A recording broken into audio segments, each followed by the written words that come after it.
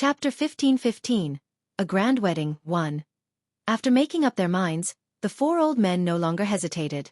They immediately left the Sea Realm and traveled to the Tianyuan continent. If Jian Chen was present, he definitely would have recognized the four old men with a single glance.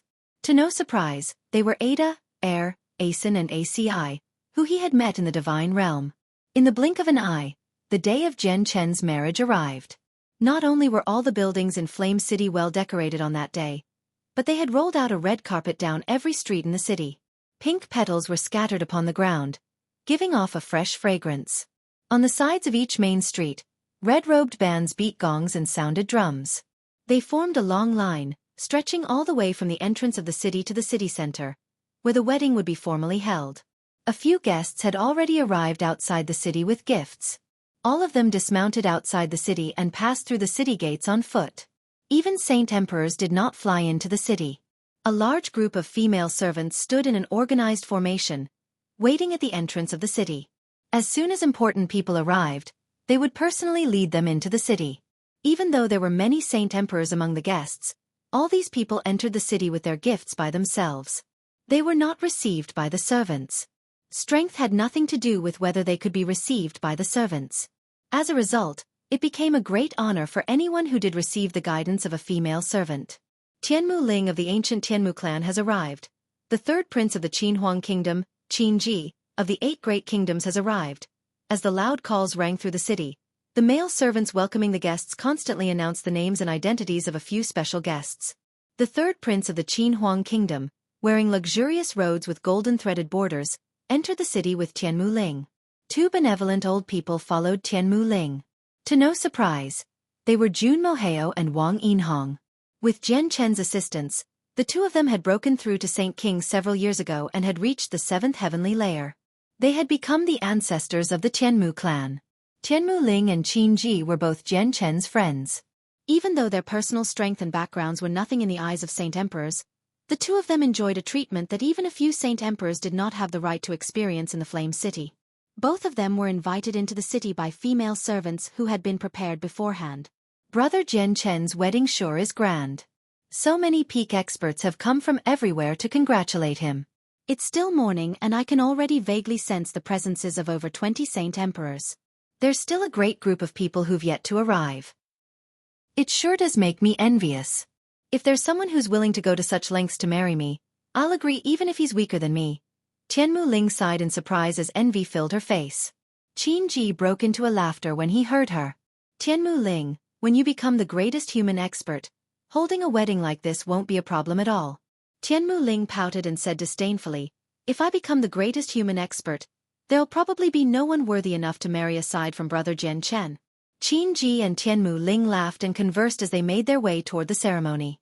They disappeared into the streets very soon. The 4 imperial protectors of the Qinhuang kingdom and the king have arrived. The 4 imperial protectors of the Fire Dragon kingdom and the king have arrived. The ancestor of the Kara clan from the Holy Empire, Kara Lot, has arrived with Kara Li Wei. The president and grand elder of the Radiant Saint Master Union have arrived. The great elders of the Tyrant's Blade School have arrived. The pavilion master of the Pure Heart Pavilion has arrived. The Elven Queen on the Wasteland continent has arrived. The Dwarven King of the Wasteland continent has arrived. The Saint Emperor of the Pang clan from the Beast God continent, Zhangqiong, has arrived. The Hall Masters of the Sea Goddess Hall, Heaven Spirit Hall and Serpent God Hall have arrived. As the significant people all arrived at Flame City one by one, Flame City immediately experienced the most glorious moment it had ever experienced since it had been founded. Currently, over half of the experts in the world had gathered in Flame City, creating a legend on the Tianyuan continent. Even during the glorious ancient times, there had never been a case where over half of the experts in the world had gathered in a single place. In particular, near the end, when the Sea Goddess, Tai Ta, Yang Lai, Gue Hai Yi Dao and Feng Xiaotian arrived, the glory of Flame City reached an unprecedented peak. Very soon, the entire city was full. The city was not particularly big, yet it held close to 10 billion people. They filled the streets and alleyways, filling any extra space in the city. The number of people gathered outside the city was several times more than the number in the city. Looking from above, there was an endless sea of heads, stretching toward the horizon. Even though there had not been many people invited to the wedding, since Jian Chen's wedding had been announced publicly and as the greatest human expert, A countless number of uninvited people would come to congratulate him anyway. Jian Chen did not forget about the people from Longevity Valley either. He got people to set up a space gate in Longevity Valley and invited all of them to his wedding. This was the first time the villagers had ventured into the outside world after spending their entire lives in the valley, so they naturally found everything extremely interesting. As soon as they arrived in the city, they pointed at their surroundings and sighed in wonder. Is this the city founded by Jian Chen on the Tianyuan continent? I never thought it'd be so big. It's much bigger than our village. It's not just bigger than our village. Even if you move the entire valley here, it'll probably take up only a small section of the city. Our village is nothing to it. I never really thought that the city founded by Jian Chen would be so big. I had thought that Flame City would not be any larger than our village. Jian Chen sure is impressive. The villagers from Longevity Valley were all dressed simply. Basically every single one of them wore clothes made from coarse cloth that had been patched several times. As soon as they arrived in the city, they stood out compared to the other luxuriously dressed guests, forming their own unique group. They attracted everyone's attention very quickly. This is weird. It's Sovereign Jian Chen's wedding today, so all those who can set foot in the city are famed people of great importance. Why have a group of country bumpkins suddenly appeared here, and they're all so weak? There's quite a few cripples who haven't even cultivated Saint Force. A woman who had come with her senior frowned at the sight of the villagers. The woman seemed to be 18. She possessed an alluring beauty and radiated nobility. She bore arrogance that seemed to have been groomed since her youth. Shut up. Ronger, don't forget where this place is. This is Flame City, Sovereign Jian Chen's territory. It's not the imperial city in our Felicity Empire. You can never underestimate anyone who can enter this city, no matter how ordinary they are, understand? A middle-aged man in dragon robes sternly lectured the beauty beside him. The middle-aged man was the new emperor of the Felicity Empire, one of the 3 great empires. Chapter 15-16. A Grand Wedding, 2. Yes, father. The woman called Ronger mischievously stuck out her tongue before replying obediently. However, she still stared at the villagers from Longevity Valley in interest. The new emperor from the Felicity Empire deeply gazed at the group of people from Longevity Valley. He said, "These people seem ordinary and don't have much strength, but they all dare to call Sovereign Jian Chen by his name and show no awe for him. They're even comparing their own village to the city that's known as the greatest in the world. If I've guessed correctly, they definitely have close ties with Sovereign Jian Chen." Oh! The woman beside him opened her mouth in shock while disbelief flooded her face. At the same time, there were many other people in the surroundings who had also guessed the extraordinary connection of the villagers from Longevity Valley. As a result, even when they brushed past a few Saint Kings or Saint Emperors, they did not underestimate them at all. Even when the young men from the valley widened their eyes and drooled at the alluring beauties in the crowd, the woman with extraordinary origins could only frown. They covered their mouths before turning and leaving the villagers' range of vision. Even the lady called Ronger attracted the attention of a few young men from Longevity Valley.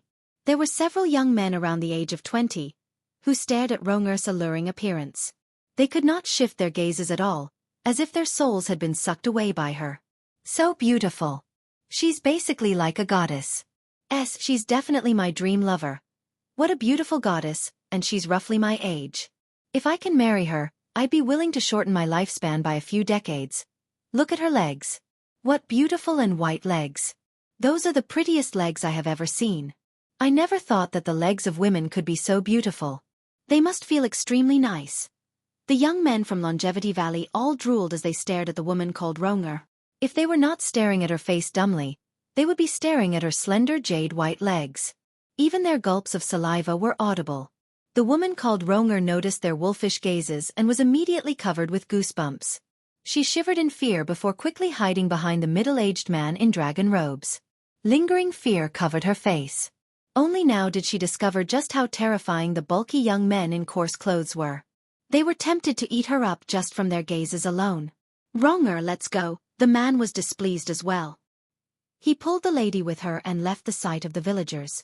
How did she leave so fast? I didn't even get to see her, one of the young men said in dejection. His gaze remained fixated in the direction Ronger had disappeared, filled with regret and deep infatuation. She definitely hasn't gone far. Why don't we go after her? Another young man suggested. burning with desire. Let's not.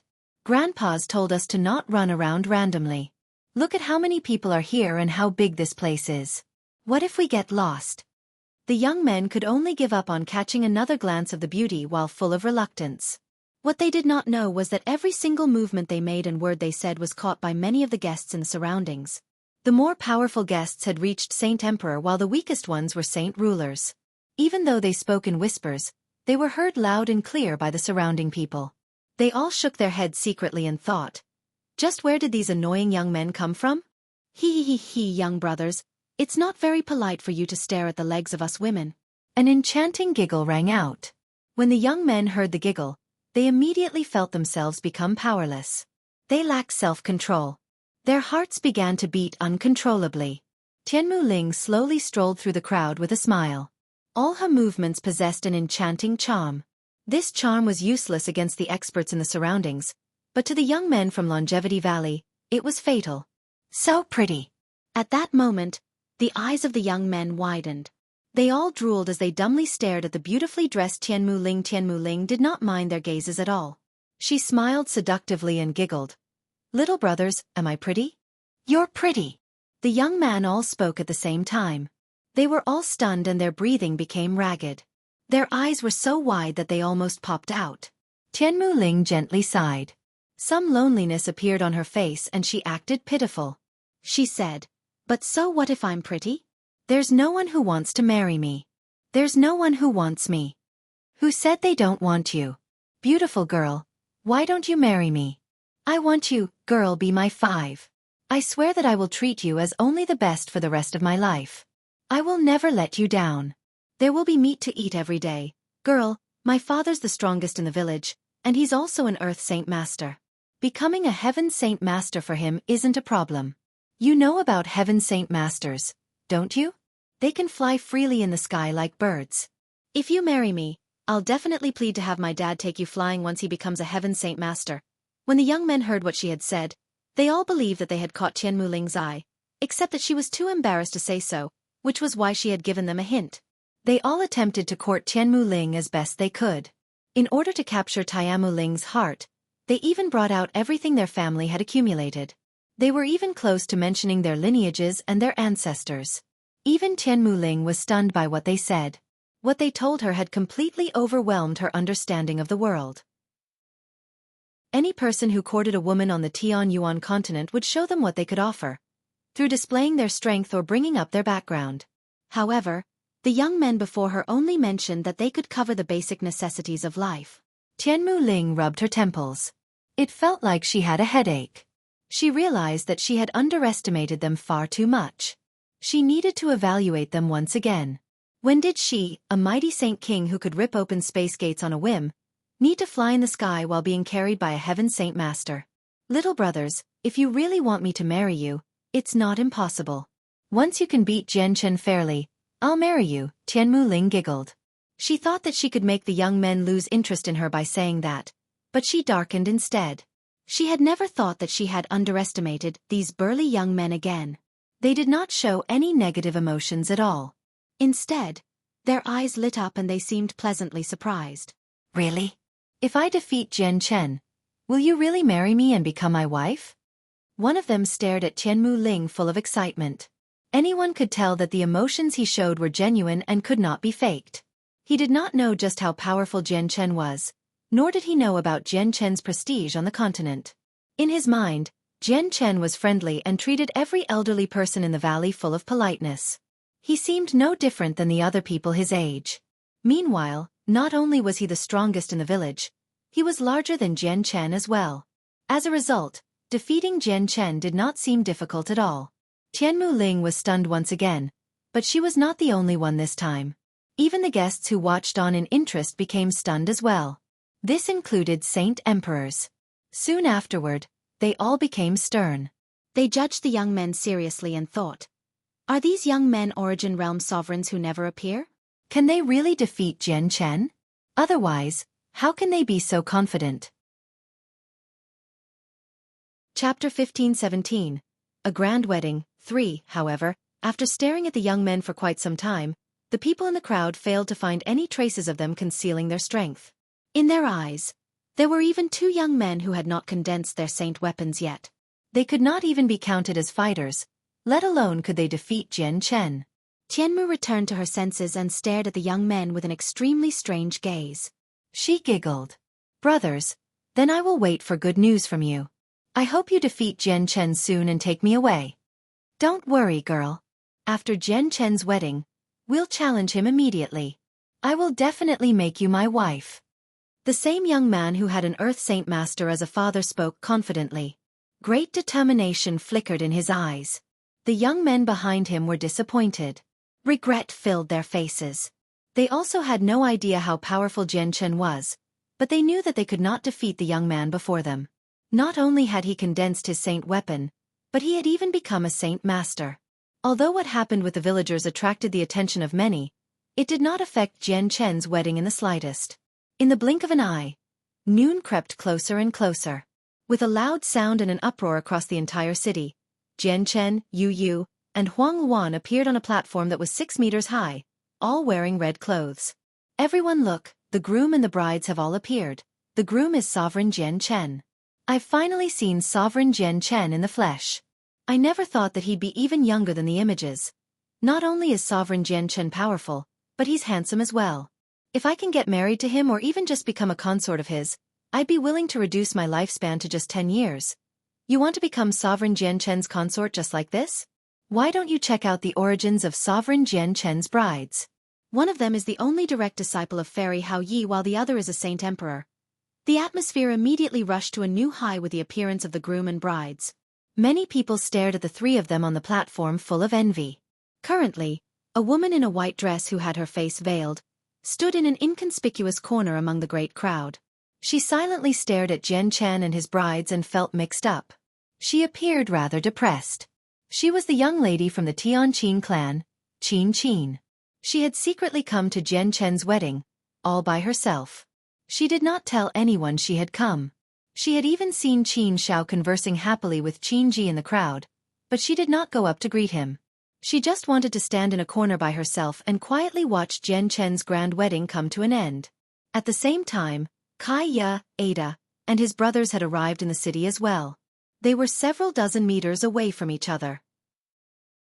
Kai Ya had originally been standing in the crowd as she gazed in Jian Chen's direction with mixed emotions. Suddenly, she seemed to sense something. She retracted her gaze and turned her head. Even with all the people blocking her vision, Kai Ya still managed to see the four brothers several dozen meters away with a single glance. She discovered that the four of them were currently staring back at her in great interest. They looked doubtful and confused. Kai Ya frowned. She sensed a vague threat coming from the four old men. Their gazes made her uncomfortable as well. A single moment after that, she vanished from their vision.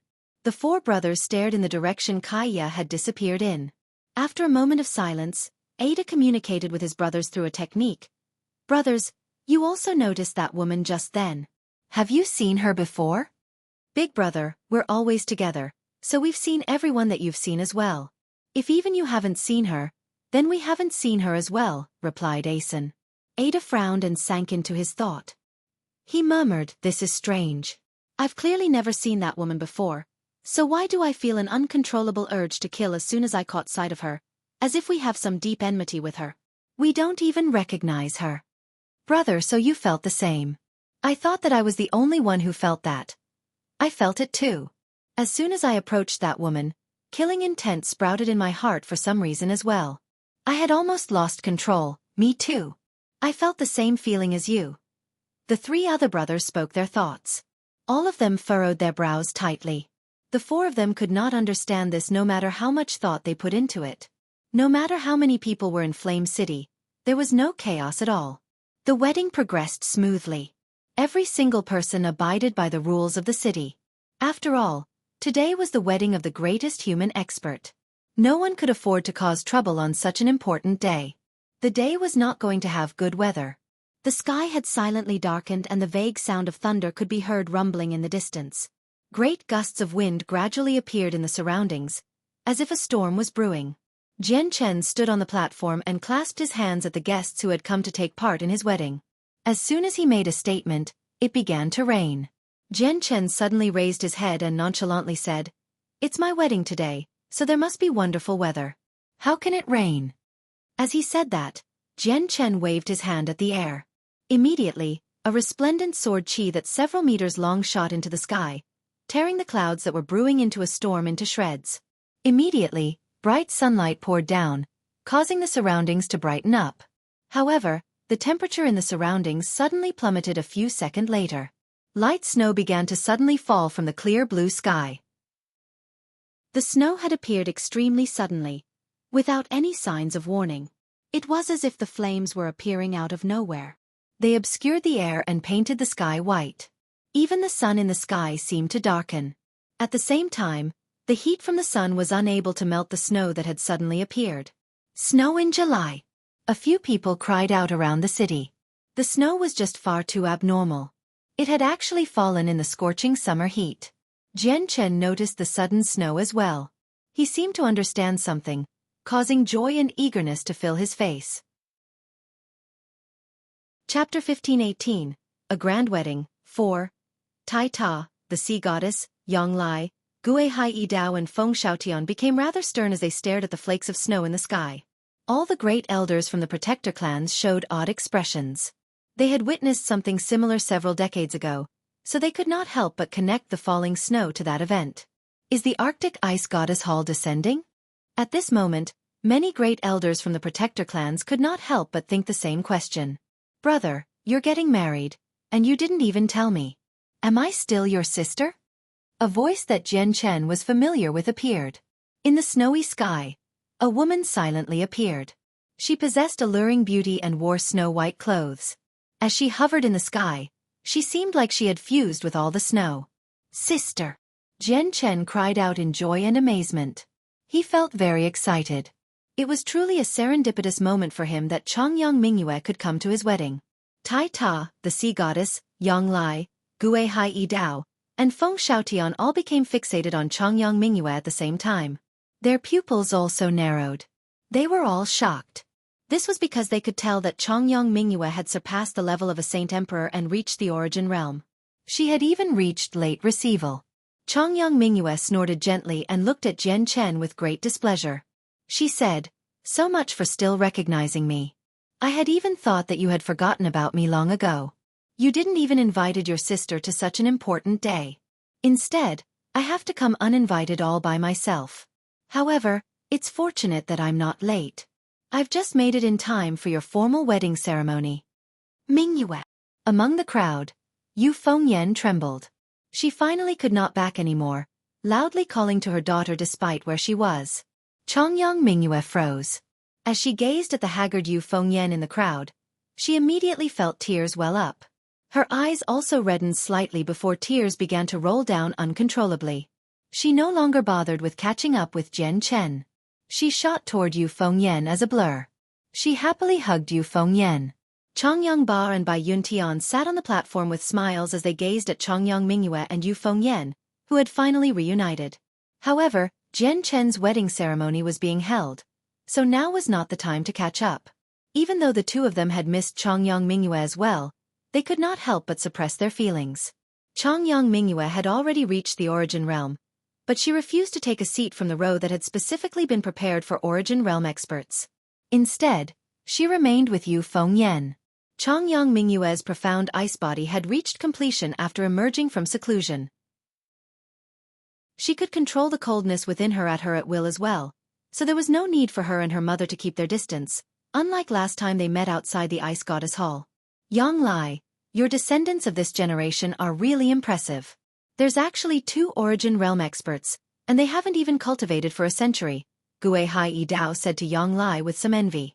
Yang Lai chuckled aloud. He felt extremely delighted inside as well, feeling joy for having 2 outstanding descendants. That Changyang who has extremely great potential as well. If he goes to the Saints' World and joins our Pure Heart Pavilion, he'll be treated like a treasure by the elders. They'll definitely raise him as a prodigy. He might even be able to enter the Pavilion of Heaven and Earth. Feng Shaotian sighed in amazement. He could not help but feel admiration for Yang Lai. He had actually gained 3 prodigious descendants from a single generation. Ha ha ha ha, Changyang Ba's pretty good. Actually pretty good. Once Jian Chen's wedding wraps up, I will definitely reward him well.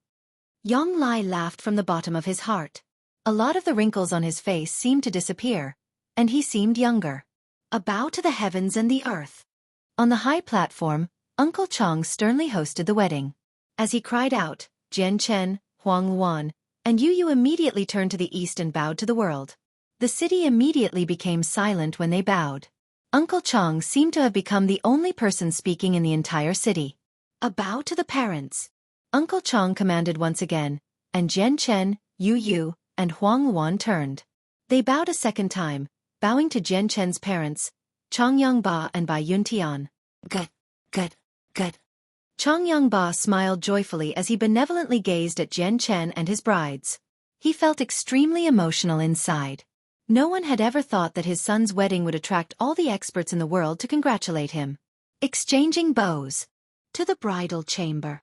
With Uncle Chang's final sentence, Jian Chen, Yu, and Huang Luan left the platform, accompanied by a few female servants. Over the next few days, they would not see anyone else until the wedding ended. The moment Jian Chen, Yu, and Huang Luan vanished from the platform, the veiled Qin in the crowd finally shed a tear.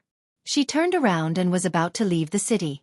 However, when she turned around, she discovered a boy and a girl standing behind her. The girl seemed to be 11 or 12. She wore white clothes and appeared rather clever and cute. The boy only seemed to be 4 or 5. He was chubby and possessed golden hair, golden eyelashes, and golden irises. Even the clothes he wore were golden. He seemed to be made out of gold. Sister, today's a joyous occasion for my brother. Everyone's very happy. So why are you crying? Xiao Ling can feel that you're not happy at all. Why? The girl stared at Qin with her large eyes, which revealed her curiosity. She wanted clarification due to her confusion. Qin was in a horrible mood. She had not planned on responding, but after hearing the naive girl's question, she could not help but reply. She squeezed out a smile and touched the girl's cheek. She gently said, "This is because I feel horrible inside, so I could not help but cry." Little girl, you're still young right now. There are many things you still don't understand. You'll know once you're older, okay? With that, Qin left the city. The girl nodded, but she did not seem to understand. She remained confused, failing to completely understand what Qin meant. Sister, what does feeling horrible inside mean? Do you have to cry if you feel horrible inside? The boy asked questions because of his confusion and curiosity. About this. You're still young right now. There are many things you still don't understand. You'll know once you're older, okay? Let's go, I'll take you on a stroll elsewhere. As the girl spoke, she left, pulling the boy with her. She moved everywhere in an extremely energetic fashion. The two of them were Xiao Jin and Xiao Ling. Over a decade had passed, but they showed no changes at all. The greatest difference was that Xiao Jin could now speak much more fluently. Chapter 15:19. Reunion with past acquaintances in the blink of an eye. A week had passed since Jian Chen had gotten married. Most of the experts who had been present at the wedding had dispersed and the city slowly returned to its peaceful days. However, there were a few people who did not choose to leave and instead remained. In the morning, Huang Luan and Yu assisted Jian Chen in getting dressed with slightly flushed faces. Their eyes were filled with happiness and joy.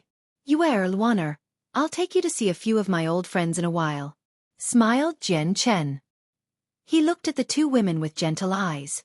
Yu and Huang Luan nodded with a smile at the same time. They said nothing. In their hearts, Jian Chen was their entirety.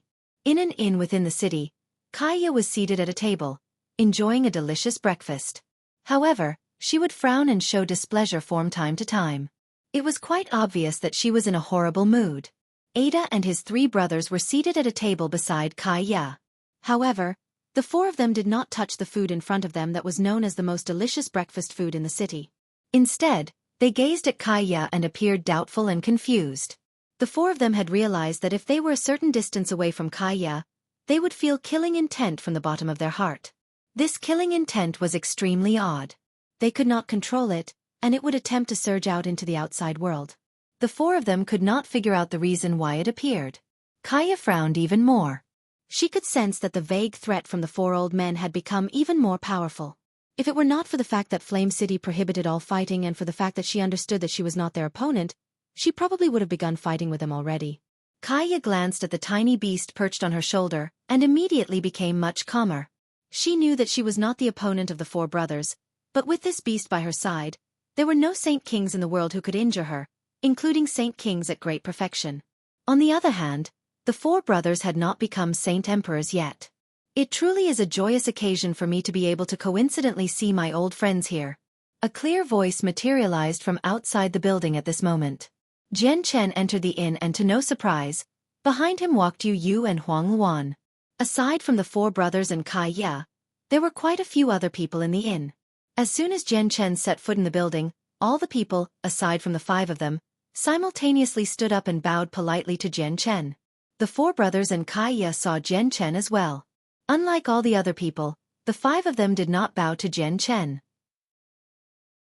When they saw his familiar face, they could not help but think of everything that had happened since they had met Jian Chen in the Sea Realm.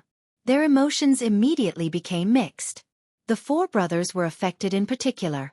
When they first came across Jian Chen in the Divine Realm, the four of them had almost began fighting with him. Back then, even though Jian Chen was stronger than them, it was only by a limited amount.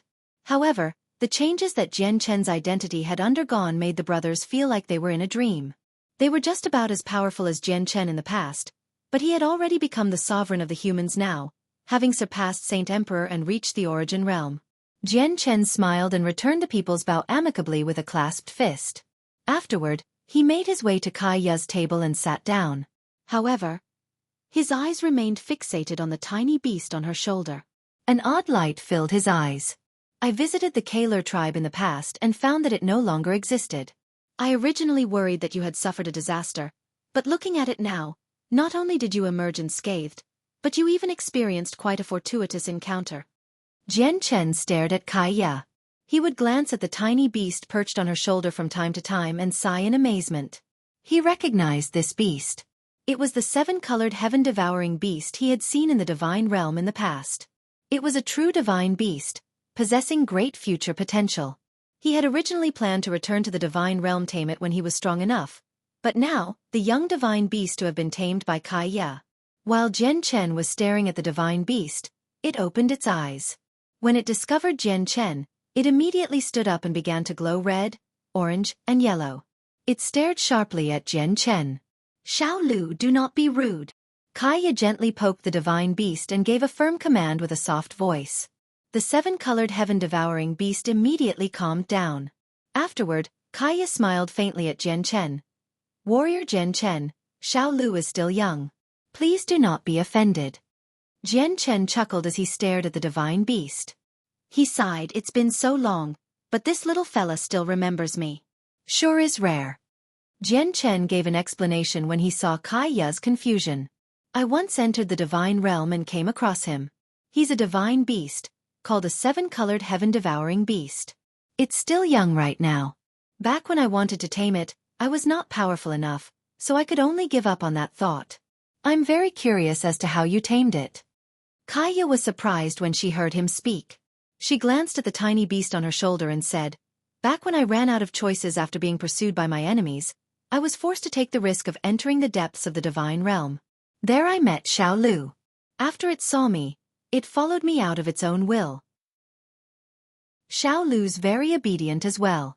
"What? The seven-colored heaven-devouring beast followed you out of its own will?" Jian Chen was stunned. Extremely shocked. He knew that the seven-colored heaven-devouring beast was not the kind of divine beast that the people from this world could understand. If a divine beast was taken to the immortals' world, it would only be a regular immortal beast. However, the seven-colored heaven-devouring beast was a true divine beast. Its power was beyond the imaginations of the people from this world. Jian Chen was extremely confused why a true divine beast would follow Kai Ya out of its own will and obediently listen to her. "Yeah. Is there something wrong? And I've only been able to power up so quickly because of Xiao Lu. He gave me some nectar, which was why my strength could skyrocket in such a short amount of time," Kai Ya added. "Really now?" Jian Chen came to an understanding. No wonder Kai Ya's strength had increased by such a great magnitude in less than 2 decades. She had reached the 8th heavenly layer of Saint Kings from Saint Ruler.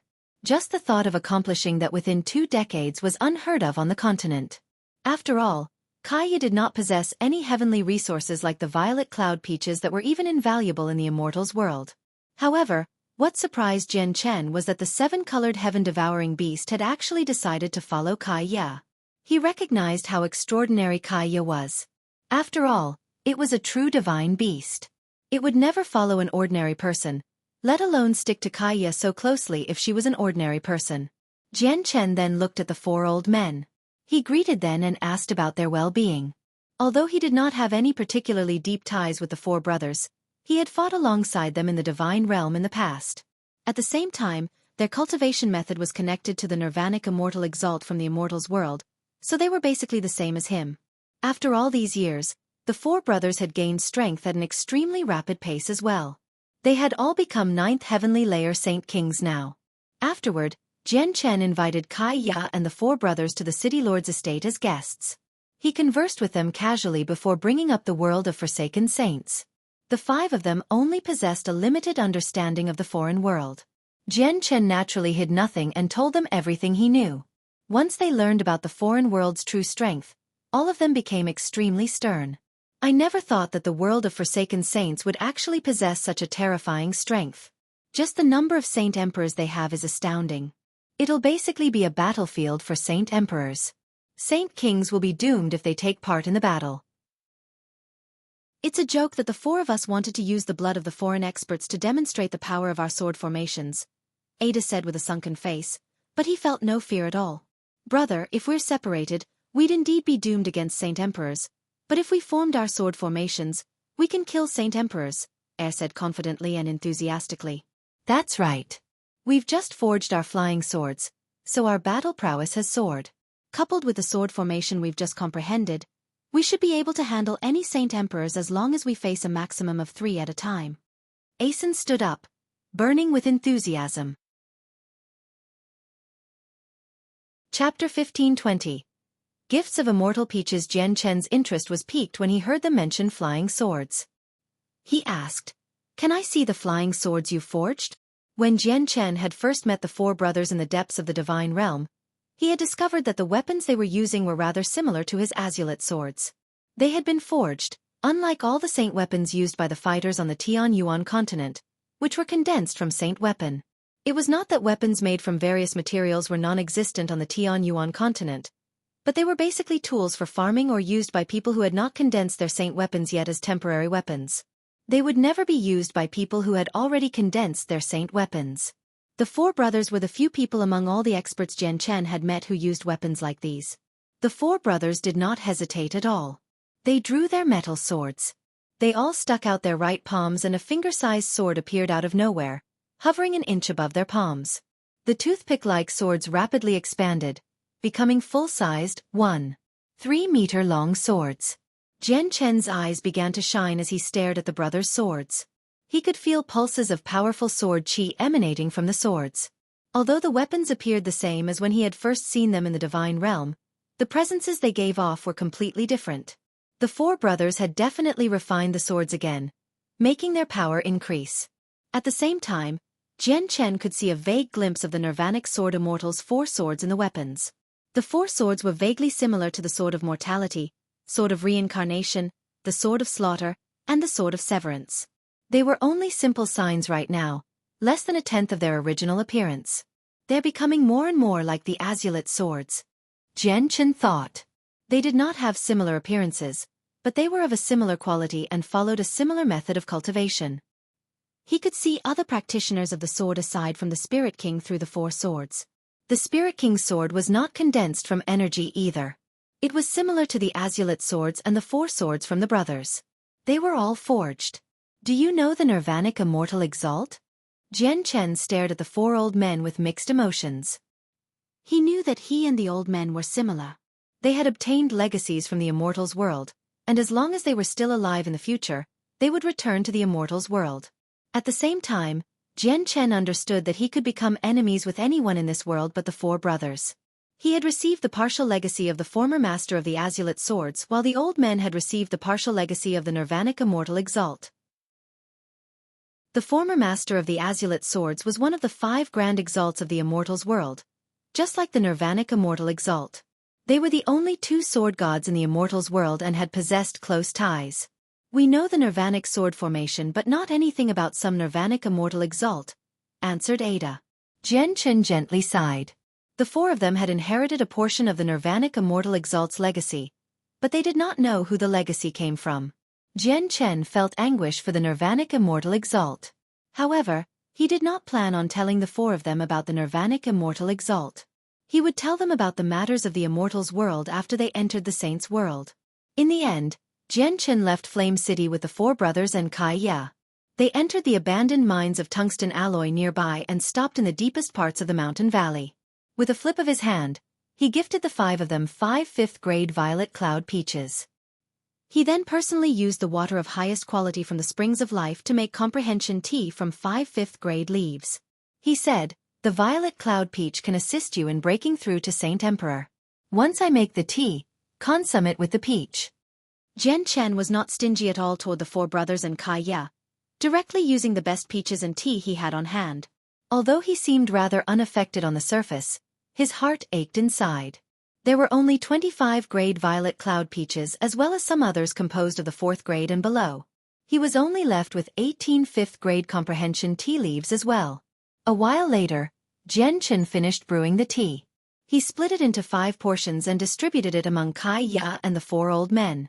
The 5 of them consumed the tea with the peach just as Jian Chen had requested. As soon as the peaches reached their stomachs, it transformed into tremendous energy, which filled their bodies. The energy rapidly increased as the peach was digested. If the energy had not been extremely gentle, the 5 of them would not have been able to endure it. Their faces all changed slightly, but without any hesitation, they immediately sat down and began cultivating by absorbing the energy. Jian Chen did not leave. Instead, he sat down opposite of them to watch over them. However, Jian Chen soon opened his eyes. He stared at the 5 of them, brimming with interest. Surprise filled his eyes. He had given the peaches to many people in the past, but none of them had been able to completely absorb all the energy aside from himself. Over half of it would leak out of their bodies and disperse into the surroundings. However, the 5 of them did not let any energy leak out after consuming the peaches. Are they the same as me, able to absorb all the energy from the peaches and not waste any at all? Jian Chen thought. He felt rather taken away. He could absorb the peach completely because he cultivated the chaotic body. Just what were the 5 of them using to absorb all the energy from the peaches? At this moment, Jian Chen heard a buzz. The 7-colored heaven-devouring beast, which had been snoozing on Kai Ya's shoulder, had appeared before him with its buzzing wings. It pleaded with Jian Chen, as if it was trying to get on his good side. Thirst filled its eyes. Jian Chen broke into laughter when he saw how the 7-colored heaven-devouring beast was behaving. He said, "You little bastard. You were hostile toward me in the inn earlier, yet you're begging me for something now." Jian Chen shook his head as he smiled. He pulled out a 5th-grade violet cloud peach from his space ring and tossed it to the divine beast. The 7-colored heaven-devouring beast was a true divine beast. It could fully absorb the energy from a 5th-grade violet cloud peach, so Jian Chen was not worried at all. And now that the battle against the foreign world was drawing closer, Jian Chen also wished to increase the divine beast's strength. That way, one additional existence with power would be on the side of the Tianyuan continent. He believed that no one was the divine beast's opponent when on the same level of cultivation, unless that person was a prodigy from a large sect or clan from a higher world. Chapter 1521. Extraordinary. The 7-colored heaven-devouring beast's eyes immediately lit up when it saw the violet cloud peach. It was filled with joy and buzzed happily. It immediately flew before Jian Chen and used its 2 front legs to accept the peach, which was about the same size as itself. The 7-colored heaven-devouring beast did not consume the peach immediately. It first sniffed the peach's faint fragrance and seemed to become drunk. Its body then began to expand at a visible rate, becoming a meter long in the blink of an eye. Although it was a soaring ant, the 7-colored heaven-devouring beast was extremely different from regular ants. It looked similar, but at a closer glance, it possessed many minute features that soaring ants did not possess. At the same time, it vaguely glowed with red, orange, and yellow hues. The divine beast opened its mouth and sucked the violet cloud peach away before returning to the size of a fist. It sneakily glanced at Jian Chen before laying near him to absorb the energy from the peach. A day later, the four brothers all broke through to Saint Emperor. They radiated with tremendous presences, which enveloped the entire mountain range, but they remained in a state of cultivation. They had not completely absorbed the energy from their peaches yet. The four of them continued to cultivate. Their strength seemed to be increasing with every passing moment. However, no rainbow clouds appeared after they breaking through to the realm of Saint Emperor, so their breakthrough seemed extremely simple, vastly different when compared to anyone else's breakthrough. Jian Chen was not surprised at all. He had anticipated this. He then glanced at Kai Ya. Kai Ya had reached the great perfection of Saint King now, and was about to break through to Saint Emperor. 2 hours later, Kai Ya successfully broke through to Saint Emperor as well. However, the moment she broke through, Jian Chen's eyes narrowed. He looked up and saw the blue sky rapidly replaced by 9 colored rainbow clouds, which spanned the entire continent. The rainbow clouds completely covered the continent and were visible from any point on the continent. The appearance of 9 colored rainbow clouds used to shake the entire continent, causing all the apex experts to gather as soon as possible. However, no one came to see who had broken through now. This was because all the territories in the world had received Jian Chen's blessing. The world no longer lacked Saint Emperors. Every single race had a few dozen at the very least. Both Kai Ya and the four brothers did not waste a single speck of energy in the immortal peaches, just like Jian Chen. They had completely absorbed every last drop, and breaking through to Saint Emperor had only taken up a tenth of what was available in the peach. Jian Chen assumed that the 5 of them would need at least a few more days before they could completely absorb the energy in the peaches. However, to his surprise, Kai Ya roused the next day after breaking through. She had completely absorbed all the energy and wasted none of it. What Jian Chen could not understand was that Kai Ya was still a first heavenly layer Saint Emperor. Her strength had not increased at all after she reached Saint Emperor. On the other hand, the four brothers had reached the 3rd heavenly layer and were still filled with energy from the immortal peaches. Kai Ya opened her eyes and also showed doubt. She murmured, "Odd. The remaining 90% of energy in my body all surged into my soul after I broke through. It's vanished." A gleam of light flashed through Jian Chen's eyes when he saw that. He gazed at Kai Ya deeply before sinking into his thoughts. Kai Ya did not understand why such a strange thing had happened either. She stood up and arrived beside Jian Chen, thanking him. "Warrior Jian Chen, I'm unable to return all the favors you've given me. I will forever remember them, and if I have the power in the future, I will definitely return all of them 1,000-fold." Jian Chen frowned when he heard her promise. He looked at Kai Ya and said unhappily, "Kai Ya, I've treated you as a friend. You say this like I'm just a passerby." Kai Ya smiled apologetically before sternly replying, "Warrior Jian Chen, you are my best friend." As she said that, Kai Ya's heart ached, and she felt rather lonely. She no longer had any close people in the world after the Kaler tribe had been wiped out. She did not even have any friends. She had rarely made friends back in the Kaler tribe. Jian Chen had become her only friend now. Jian Chen could sense Kai Ya's faint sorrow. He sighed inside and said, "Kai Ya, why don't you stay in Flame City in the future?" Kai Ya hesitated for a while before nodding to agree with Jian Chen's suggestion.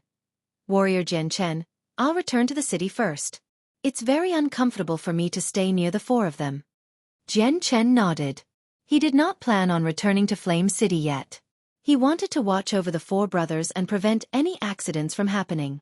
Kai Ya picked up the 7-colored heaven-devouring beast, who was curled up on the ground, and left, returning to the city by herself. Jian Chen remained where he was and watched the 4 brothers until they finally roused after a few days. They had completely absorbed the energy in the immortal peaches and had reached the peak of Saint Emperor. They had reached the 9th heavenly layer, becoming the strongest beneath the origin realm aside from Yang Lai, Feng Shaotian, and Gue Hai Yi Dao. With our current strength, we may not be able to kill origin realm experts with our sword formations, but keeping them busy won't be difficult at all, Ada murmured. The 4 of them were filled with joy due to their increase in strength. Their strength filled them with confidence. Now the 4 of them were powerful enough to take part in the battle against the foreign world. Jian Chen first congratulated the 4 of them. He then paused before continuing, "Kai Ya is my friend. Ada, Air, Asen and ACI. I hope you don't become enemies with her. We have no disagreements with Kaya at all, so why would we become enemies with her? At the same time, the threat of the foreign world is so great. During such a sensitive time, we'll even disregard any irreconcilable amenities in order to gather strength to deal with any future invasions, said Ada. Chapter 15:22. They're finally here. The four brothers were just like Kaya. They did not choose to leave and instead stayed behind in the city, waiting for the invasion. Although both the fame and power of the current Flame City had far surpassed the 7 capital cities on the continent, its size was insignificant compared to the other capital cities. It was not even a tenth of the other cities' size, so the four brothers and Kaya would run into each other. The four brothers and Kaya had no disagreements. They had also received Jian Chen's warning, and knew that they could not fall out with Kaya no matter what. However, whenever they saw her, they would feel a powerful killing intent rise up within them, almost to the point where they would lose control. The four brothers thought about why this killing intent appeared, but they did not reach a conclusion no matter what. As a result, the four of them tried to maintain their distance and attempted to avoid all forms of contact with Kaya while they stayed in Flame City. At the same time, Kaya knew that the four brothers were familiar with Jian Chen, so she remained away from them. At the same time, the 7-colored heaven-devouring beast by her side had successfully broken through and reached the 9th class as well, so even though she was far weaker than the four of them, she did not fear them even though she was a first Heavenly Layer Saint Emperor against 4 9th Heavenly Layer Saint Emperors. Kaya was very confident that even though the four of them had become peak Saint Emperors, which was even slightly greater than the cultivation level of her 7-colored heaven-devouring beast, they would not be able to defeat the divine beast if they really did start fighting. Flame City peacefully settled down, and the continent gradually returned to peace as well. The weaker fighters continued their lives while the powerful experts nervously prepared for battle. Jian Chen did not disclose the strength of the world of Forsaken Saints to everyone, in order to prevent the entire continent from panicking. Only those who had the power to take part in the battle knew more. As a result, the weaker people on the continent all believed that their world had once been threatened by the world of Forsaken Saints but believed that they were not undefeatable, because not only did their world now possess many Saint Emperors, there were several sovereigns who had surpassed Saint Emperor. The current world was no weaker than the ancient times in terms of strength. On the 7th day after Jian Chen's wedding, Jian Chen's uncle Bai Dao, who had been missing for many years, suddenly returned. He appeared in Flame City. Bai Dao had obtained Venerable Poison Sword's fortune in the past, inheriting his cultivation method and his comprehension of the mysteries of the world. Bai Dao had spent the past few years all by himself, hidden away in a remote region as he cultivated in seclusion. He paid no heed to the matters outside. He had only completed his cultivation recently, inheriting everything the Venerable Poison Sword knew, which was why he had emerged. Bai Yuntian was most delighted by Bai Dao's return. Tears streaked down her cheeks out of joy. The two siblings had fled from the ruins of the Bai family in the Great Battle long ago, relying on each other while traveling far away from their homeland. They experienced countless setbacks before finally settling in the Jessen Kingdom. It had not been easy for them at all, but they were consoled by each other because of their permanent bond as siblings. Bai Hai emerged from seclusion as well. When he saw Bai Yuntian and Bai Dao, his emotions became extremely mixed. The Bai family had been extremely glorious in the past. Although it had not been an apex clan, it had still possessed the power of a hermit clan. They had been prosperous and had reigned supreme in a given region. Now, the great clan had been reduced to Bai Yuntian and Bai Dao. Afterward, Bai Dao gradually understood everything that had happened on the Tianyuan continent while he had been in seclusion. He immediately gasped in amazement when he learned about his nephew's glorious achievements. Everything felt like a dream to him, simply unrealistic.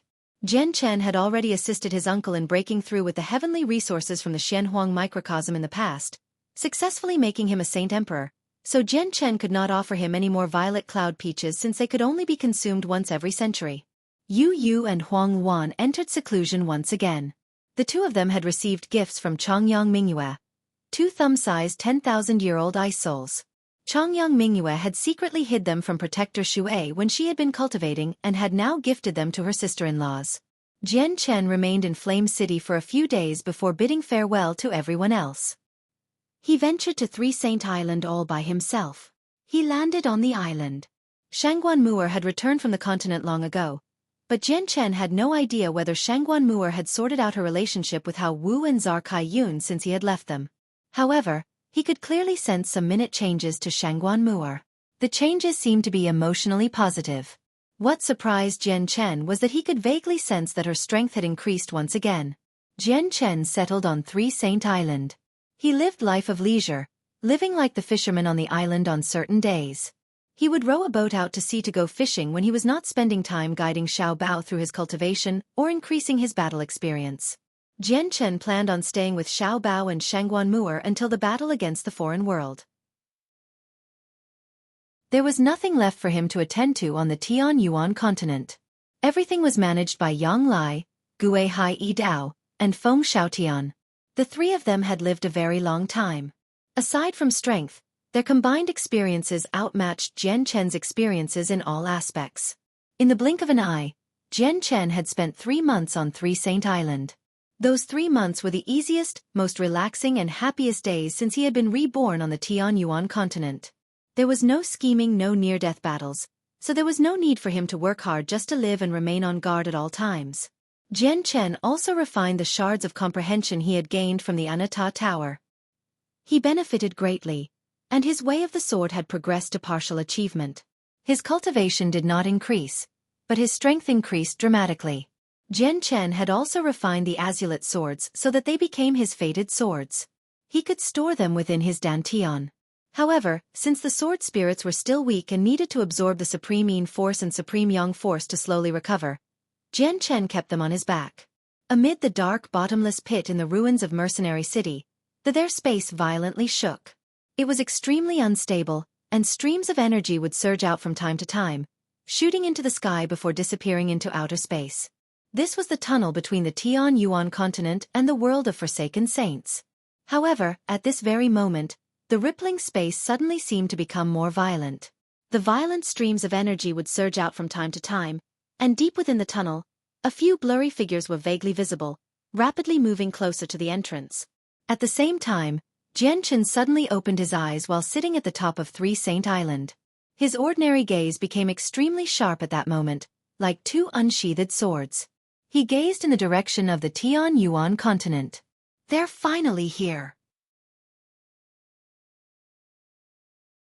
Chapter 1523.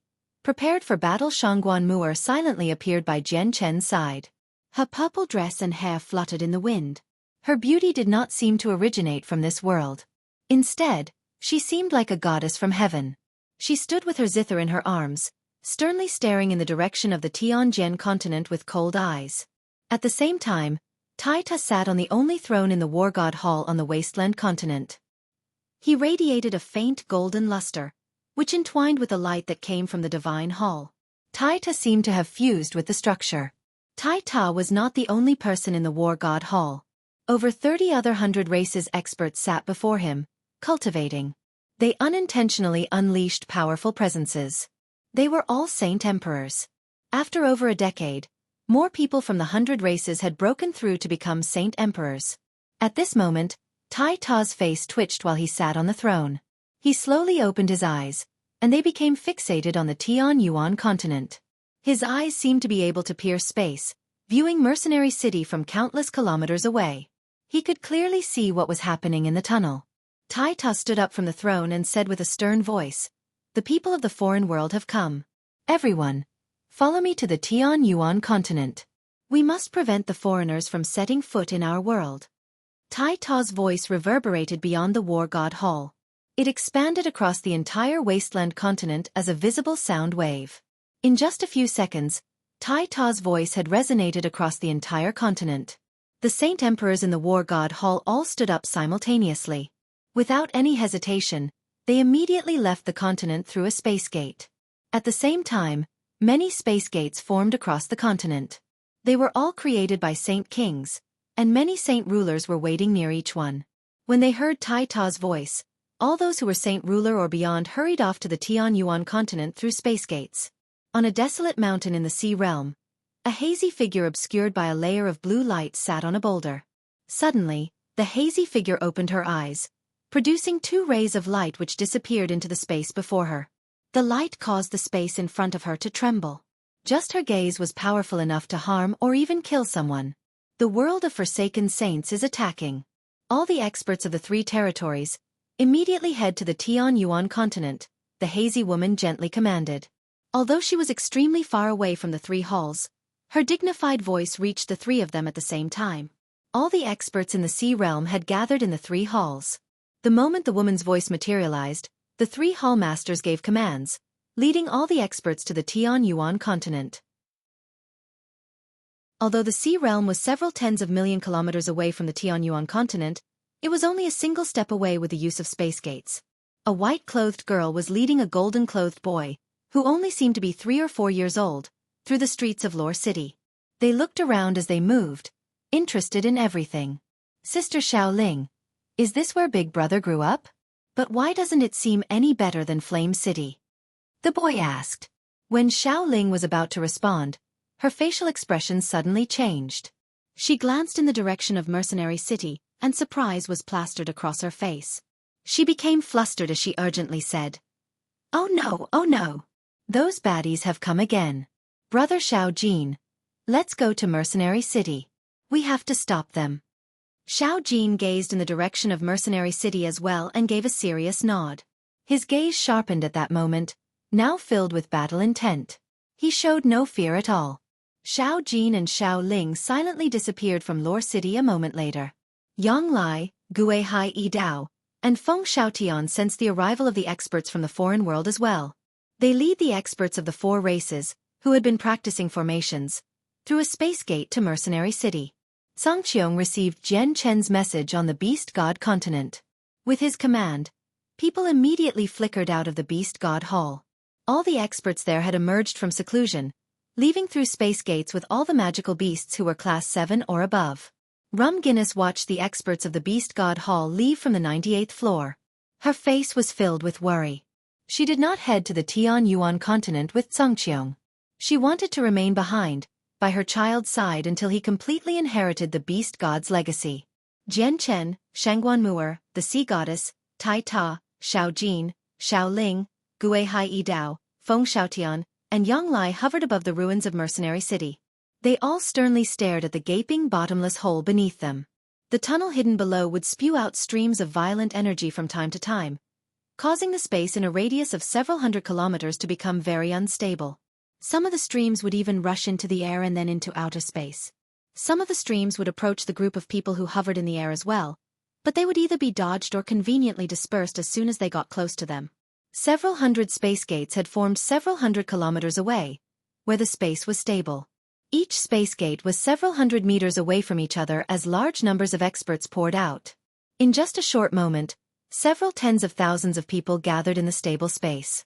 The weakest people present were saint rulers. The tunnel began to gently tremble. A few blurry figures were vaguely visible from the Tianyuan continent. They were getting closer and closer to the exit of the tunnel. "Move into the myriad armament formation," Feng Xiaotian commanded, and with a wave of his arm, the remaining ancestral weapons from the protector clans appeared out of nowhere.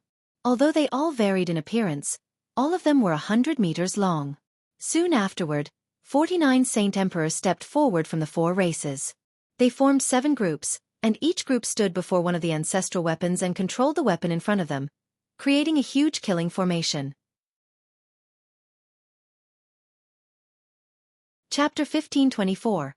The Might of Saint Artifacts. Feng Xiaotian stared at the 49 Saint Emperors who were controlling the 7 ancestral weapons. He gently sighed. The myriad armament formation requires 10,000 Saint Artifacts to create a formation. Only then will its might be fully displayed, but it's a pity that we only have 7 Saint Artifacts here.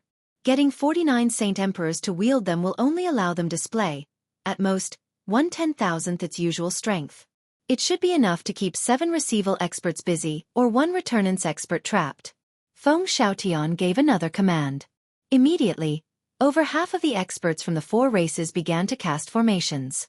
Every single one of them was prepared for battle, ready to face the armies of the foreign world in their strongest condition. The 7 ancestral weapons rapidly descended from the sky under the control of the 49 Saint Emperors. Each one of them brightly glowed as a terrifying energy roared from them like the sea, radiating from the weapons and permeating the surroundings. The energy formed a tremendous pressure, forcefully pushing back the violent streams of energy emitted by the tunnel. The myriad armament formation blocked the entrance of the tunnel. The 49 Saint Emperors bellowed out a command, and the energy within them surged into the 7 ancestral weapons, immediately causing them to shine even brighter. At that moment, the 7 weapons seemed to have awakened from an eternal slumber. They were no weaker than Origin Realm experts. They all struck at the tunnel simultaneously. Under the attack, the surrounding space descended into pure darkness. The attack from the 7 weapons was just far too powerful. They had surpassed the limits of space there, causing the tunnel to collapse. Even though the space there had shattered and collapsed, the broken space was not enough to affect the 7 ancestral weapons or the 49 Saint Emperors. 7 terrifying strands of energy shot into the tunnel with destructive presences, breaking through the violent streams of energy in the tunnel and shooting toward the experts who were drawing closer to the continent. The experts of the world of Forsaken Saints were led by a group of Saint Emperors. Facing attacks that were no weaker than Receival experts, they were unable to protect themselves. These attacks would be difficult to withstand even if they all worked together, not to mention the fact that the 7 strands of energy moved extremely quick. They did not even have the time to gather many people together. In a hurry, the Saint Emperors at the very front could only pool their energies together to form a powerful barrier before the attacks arrived. Saint Emperors were puny before the 7 ancestral weapons that were no weaker than Receival experts. The ones at the front were unable to resist. Their bodies crumpled like paper while their souls were wiped out. The attack from the 7 ancestral weapons did not weaken at all after tearing through several Saint Emperors. They continued into the depths of the tunnel, mercilessly wiping out Saint Emperors. The stable tunnel began to tremble slightly due to the attack. In the depths of the tunnel, there was a mess of flesh and blood. Over 20 Saint Emperors from the foreign world had been slain. Even their souls had failed to escape. Even though the difference between a Receival expert and a Saint Emperor expert was only a single realm of cultivation, in fact, just a single step away for peak Saint Emperors, this single step was as wide as a chasm. It required a whole different type of change. Among the 3 cultivation realms of Saint Ruler, Saint King, and Saint Emperor, the differences were extremely great, but they still all belonged to sainthood. They were in one major cultivation realm. However, the Origin realm was a higher realm of cultivation. Those at the Origin realm did not use Saint Force from sainthood but Origin energy. Those below Saint Ruler were ants. Before a Saint Ruler, even a 6th cycle Heaven Saint Master was as puny as an ant. At the same time, it could be said that those beneath Origin realm were ants. Even those at the peak of Saint Emperor were puny. The distance between the major realms of cultivation could not be countered by ordinary people. However, each group of 7 Saint Emperor controlling a Saint artifact had fully displayed the power of the weapon due to the formation. They were equivalent to 7 Receival experts. If they worked together, they would have been able to take on a Returnance expert in battle. As a result, just a single attack from them was enough to slay over 20 Saint Emperors. There were many Saint Emperors from the world of Forsaken Saints. Just the number that had entered the tunnel reached into the several hundreds, so slaying 20 Saint Emperors was not even a tenth of them. They were still unable to avoid being obstructed by the Saint weapons. However, the other Saint Emperors in the tunnel were prepared now. They formed defensive formations, supported by several or around a dozen people. They formed a profound diagram, which blocked the attacks like a shield. At the same time, the 49 Saint Emperors on the Tian-Yuan continent side sent a second wave of attacks. Tremendous energy formed 7 resplendent pillars, which shot into the tunnel. Boom! When the 7 pillars of terrifying energy collided with the defensive formation that had been created by the foreign Saint Emperors, the formations immediately collapsed. They were unable to hold the attacks back at all. After tearing through the formations, the 7 streams of energy enveloped over a dozen Saint Emperors, and with a boom, they were all torn to shreds. Corpses did not remain when the attacks, which were at the level of an Origin realm expert, hit the Saint Emperors. Because the energy was just far too terrifying, enough to destroy the surroundings, even the extremely tough tunnel began to gently shake. The second attack from the myriad armament formation was followed up by a third. They wanted to kill off as many experts from World of Forsaken Saints' main force as possible before they could arrive. But at this very moment, the tunnel began to violently tremble. A terrifying pressure far greater than the level of a Receival expert exploded forth from the depths of the tunnel. Even the sun, moon, and stars seemed to be overshadowed by the pressure. At the same time, the violent streams of energy in the tunnel became gentle, rapidly dissipating into nothing. The streams of energy were unable to exist before the indescribably powerful pressure. They had been forcefully dispersed by it. Chapter 1525. Xiongzhong of the Returnance Realm. A huge hand rapidly expanded as a tremendous pressure was unleashed in the depths of the tunnel. The hand flew over the heads of the Saint Emperors and grabbed the powerful attacks that had come from the ancestral weapons. The hand was condensed from energy and gave off a pressure that filled the tunnel. Wherever the hand passed, the tunnel would tremble violently. The hand was just far too terrifying. It had exceeded a receival expert in terms of strength, causing the tunnel to react. It was approaching the limits of what the tunnel could bear. As soon as the 7 attacks at the level of a receival expert came in contact with the huge hand, they dispersed. The hand had slightly dulled, but it did not slow down at all. It continued toward the entrance of the Tian Yuan continent, headed toward the 49 Saint Emperors. The Saint Emperors revealed drastically different expressions. They knew that this opponent was beyond what they could handle, so without any hesitation, they retreated as quickly as they could.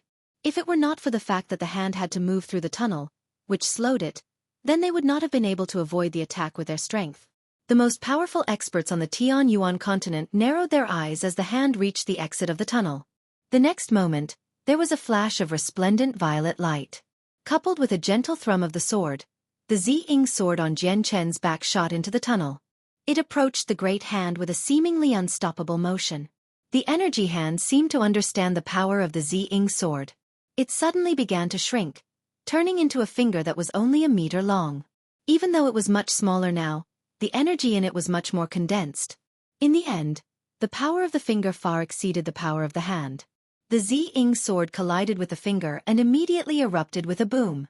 Terrifying ripples of energy, along with slivers of sword qi, wreaked havoc in the tunnel, causing it to violently shake. If the tunnel had not become much tougher over the past few years, just this clash would have been enough to shatter it. After all, this was a clash among returnance experts. The level of intensity that came from this interaction could not be compared to a clash among receival experts. The energy finger dispersed into a storm of violent energy that caused destruction in the tunnel. The Ziying sword hovered, releasing a bright, violet light. Even though it seemed like a tiny boat in a stormy sea, it hovered there as if it was unmovable.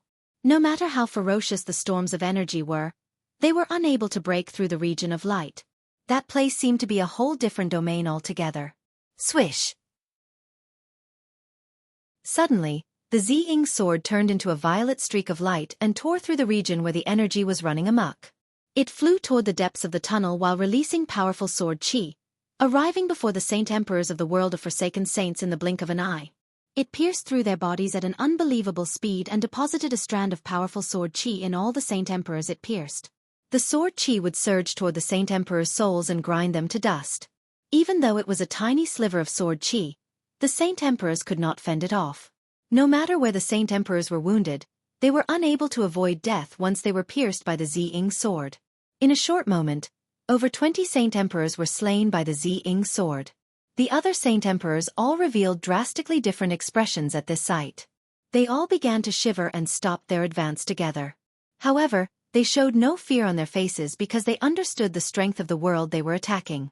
Their world of Forsaken Saints was not without returnance experts either, and they had far more than one. The 8 elders of the Sacred Spirit Hall had all reached the returnance realm. The returnance experts of the foreign world would never sit back and watch the Ziying sword slaughter their Saint Emperors.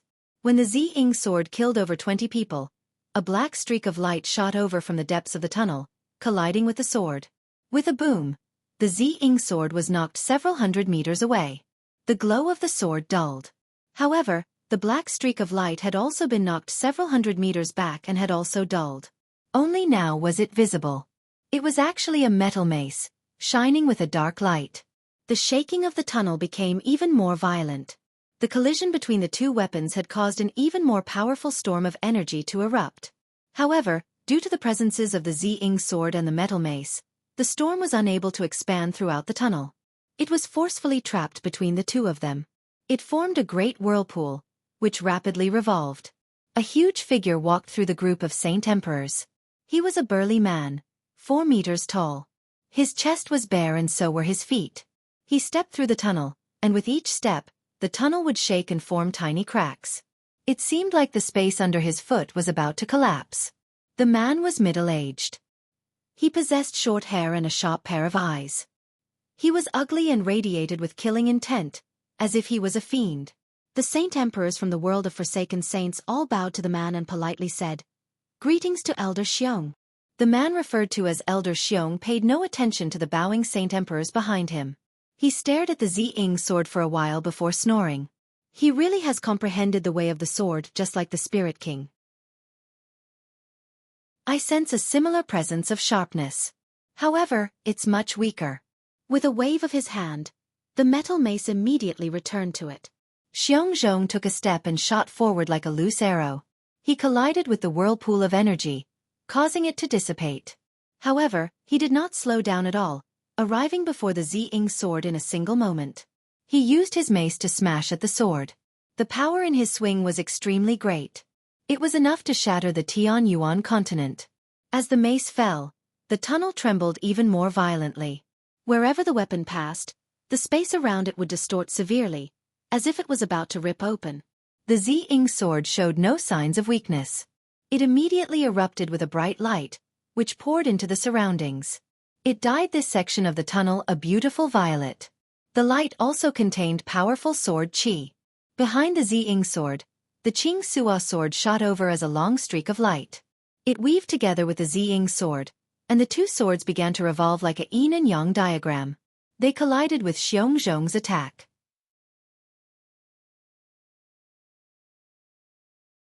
Chapter 1526. Fighting Xueqi. 1. Boom. This clash was even more intense than the last. Just the sound from it was unimaginably powerful. The terrifying sound waves expanded and collided with the tunnel walls, causing them to become extremely unstable. The Saint Emperors from the world of Forsaken Saints all paled while the weaker ones began to bleed from their ears. Their heads ached. Their souls had almost been injured. Xiongzhong wielded his metal mace and stood as still as a mountain. His tremendous presence prevented the residual energy from approaching him.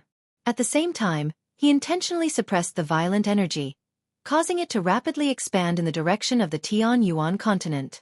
If it reached the continent, it would destroy a significant portion of the continent. On the other hand, the azulate swords swiftly shot back. They had not gained the upper hand in this clash. Wielded by a returnance expert, the metal mace was just far too powerful. The two swords were unable to deal with it even when they worked together. I'll carve out a mouth. You all follow me. Because we couldn't send people who were too powerful, we've already been blocked twice by the people of this world. This time we have to overpower this world and take it by force. The puny people in this foreign world will kneel before us, Xiongzhong coldly said. His gaze was extremely sharp and filled with a heavy killing intent. He flashed a bloodthirsty smile. Their world of Forsaken Saints definitely outshone the other world in terms of power, but their attacks had been repelled twice. They had lost quite a few people because of this, particularly during the second attempt. They had sent 5 receival experts, but in the end, only 2 made it back. The other 3 all died. Their world could ignore losses on the level of Saint Emperors, but they needed to care about Origin Realm experts. The death of 3 Origin Realm experts had angered the other Origin Realm experts in the foreign world. As Xiongzhong advanced, a figure appeared at the exit to the Tianyuan continent. He was not old, only appearing to be in his 20s. His handsome and resolute face possessed the weathering of storms of blood. His eyes were bright and sharp, like drawn swords. They seemed to be able to penetrate the soul.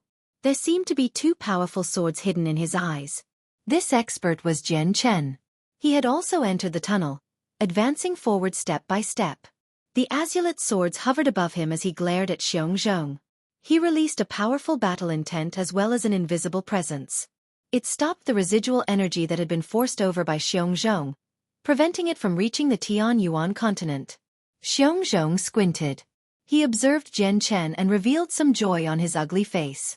In the end, the 2 of them stopped 1,000 meters from each other. Their presences and pressures mixed, gradually forming a terrifying whirlpool of energy. So you're that person who's comprehended the way of the sword like the Spirit King. You possess the right to reach godhood, but I find it very strange that I can't see through your true strength. I can only vaguely sense it. It shouldn't be at returnance. No, it hasn't even reached the origin realm. How is this possible? Xiongzhong communicated using his soul. He began speaking jokingly, except he gradually became stern when he came to a startling conclusion. He could not help but gasp when he uttered his last words. He was unable to contain his shock. He was unable to believe that the mysterious expert, who had comprehended the way of the sword just like the Spirit King, gained the attention of several dozen origin experts from the world of Forsaken Saints, and had clashed with him 3 times earlier, was a young man who had not even reached the origin realm. Xiongzhong was truly shocked when he caught a vague glimpse of Jian Chen's true strength. His heart churned as disbelief flooded his face. If Jian Chen's true strength was at the same level as his, he would not have reacted so violently, but Jian Chen had not even reached the origin realm. Xiongzhong found it unbelievable that a person who had not even reached the origin realm possessed the power to fight him and not fall to a disadvantage. If it were not for the fact that this entire matter was unfolding before him, he would have never believed it. The world of Forsaken Saints actually has late returnance experts. Looks like you should be the strongest beneath the Spirit King in your world. Jian Chen also replied using his soul. He was very stern.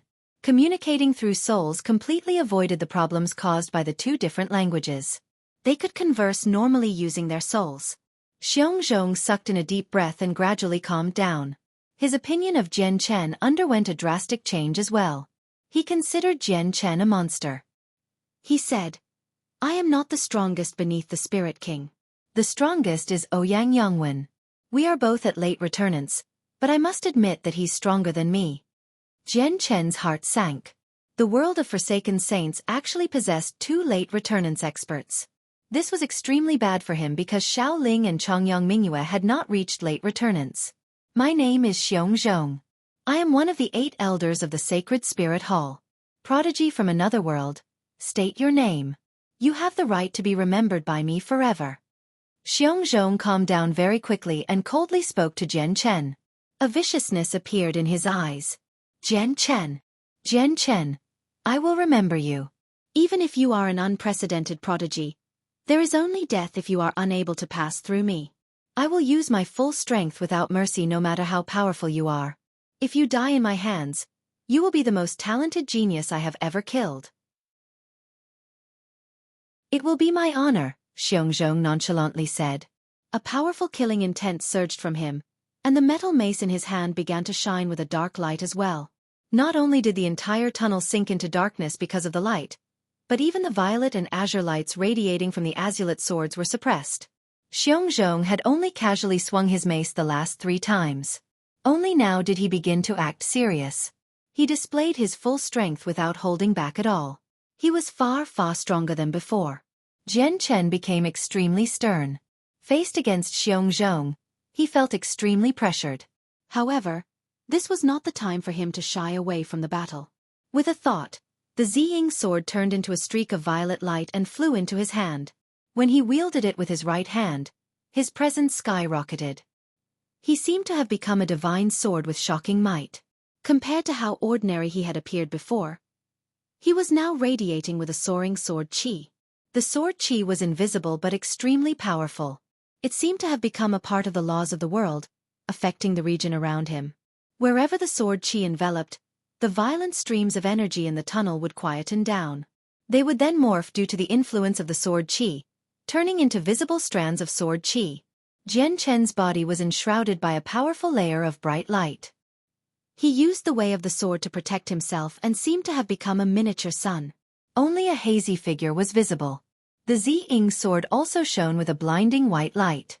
Its violet glow had been suppressed inside.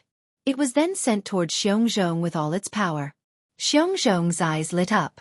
His right arm became riddled with veins as a terrifying energy surged out of his body and into the mace. This energy caused it to shine extremely bright. He then swung it toward the Ziying sword as hard as he could. Both Xiongzhong and Jian Chen used their full strength. Xiongzhong was more powerful than Jian Chen, but he knew that Jian Chen had comprehended the way of the sword. He had come in contact with the laws of the world and was able to use the power of laws, so he dared not to show any carelessness even though he knew that Jian Chen's exact strength had not even reached the origin realm. On the other hand, Jian Chen needed to use his full strength. That was the only way he could take on a late returnance expert. Chapter 1527. Fighting Xueqi 2. The clash between Jian Chen's Ziying sword and Xueqi's metal mace created countless more energy ripples. The tunnel, which had become extremely tough, enough for returnance experts to pass through, cracked. These cracks covered the entire tunnel, and each one was several meters long. They crisscrossed with one another, forming something like a web. The tunnel looked like it was going to rip in half. Jian Chen's expression suddenly changed the moment the Ziying sword struck the metal mace. An extremely powerful force was transferred into the Ziying sword. Not only did the force numb his entire right hand, but it even caused it to ache. He actually felt like he temporarily lost his right hand altogether. That was not all that happened. The moment the metal mace had fallen, it had erupted with extremely great power. As soon as the two weapons clashed, it landed heavily on Jian Chen's chest. Jian Chen's protective light was penetrated by this attack of energy. It tore through his defenses and landed on his chest like a hot knife through butter. Jian Chen grunted. His entire body was blown back, almost being knocked out of the tunnel and into the sky of the Tianyuan continent. Jian Chen stabilized himself with great difficulty. Blood leaked from the corner of his mouth, and with a glance at his right hand, he discovered that it had been dyed red. The webbing between his thumb and index fingers had been torn. Jian Chen sucked in a deep breath and tightened his grip on the Ziying sword. He stared at Xueqi with great interest as battle intent roared within him. Xueqi was indeed very powerful, far more powerful than Jian Chen, but not only did Jian Chen fail to reveal any fear, but this clash had provoked his desire for battle. The chaotic Niden within Jian Chen's body began to revolve as strands of chaotic force surged out of it. The chaotic force rapidly circulated through his body, filling every corner. Not only did Jian Chen push the defenses of his chaotic body to its limits, but his wounds rapidly began to heal as well. The torn part between his fingers rapidly closed, returning to its original appearance in just a few short seconds. Xueqi remained where he was. He had not taken a single step back.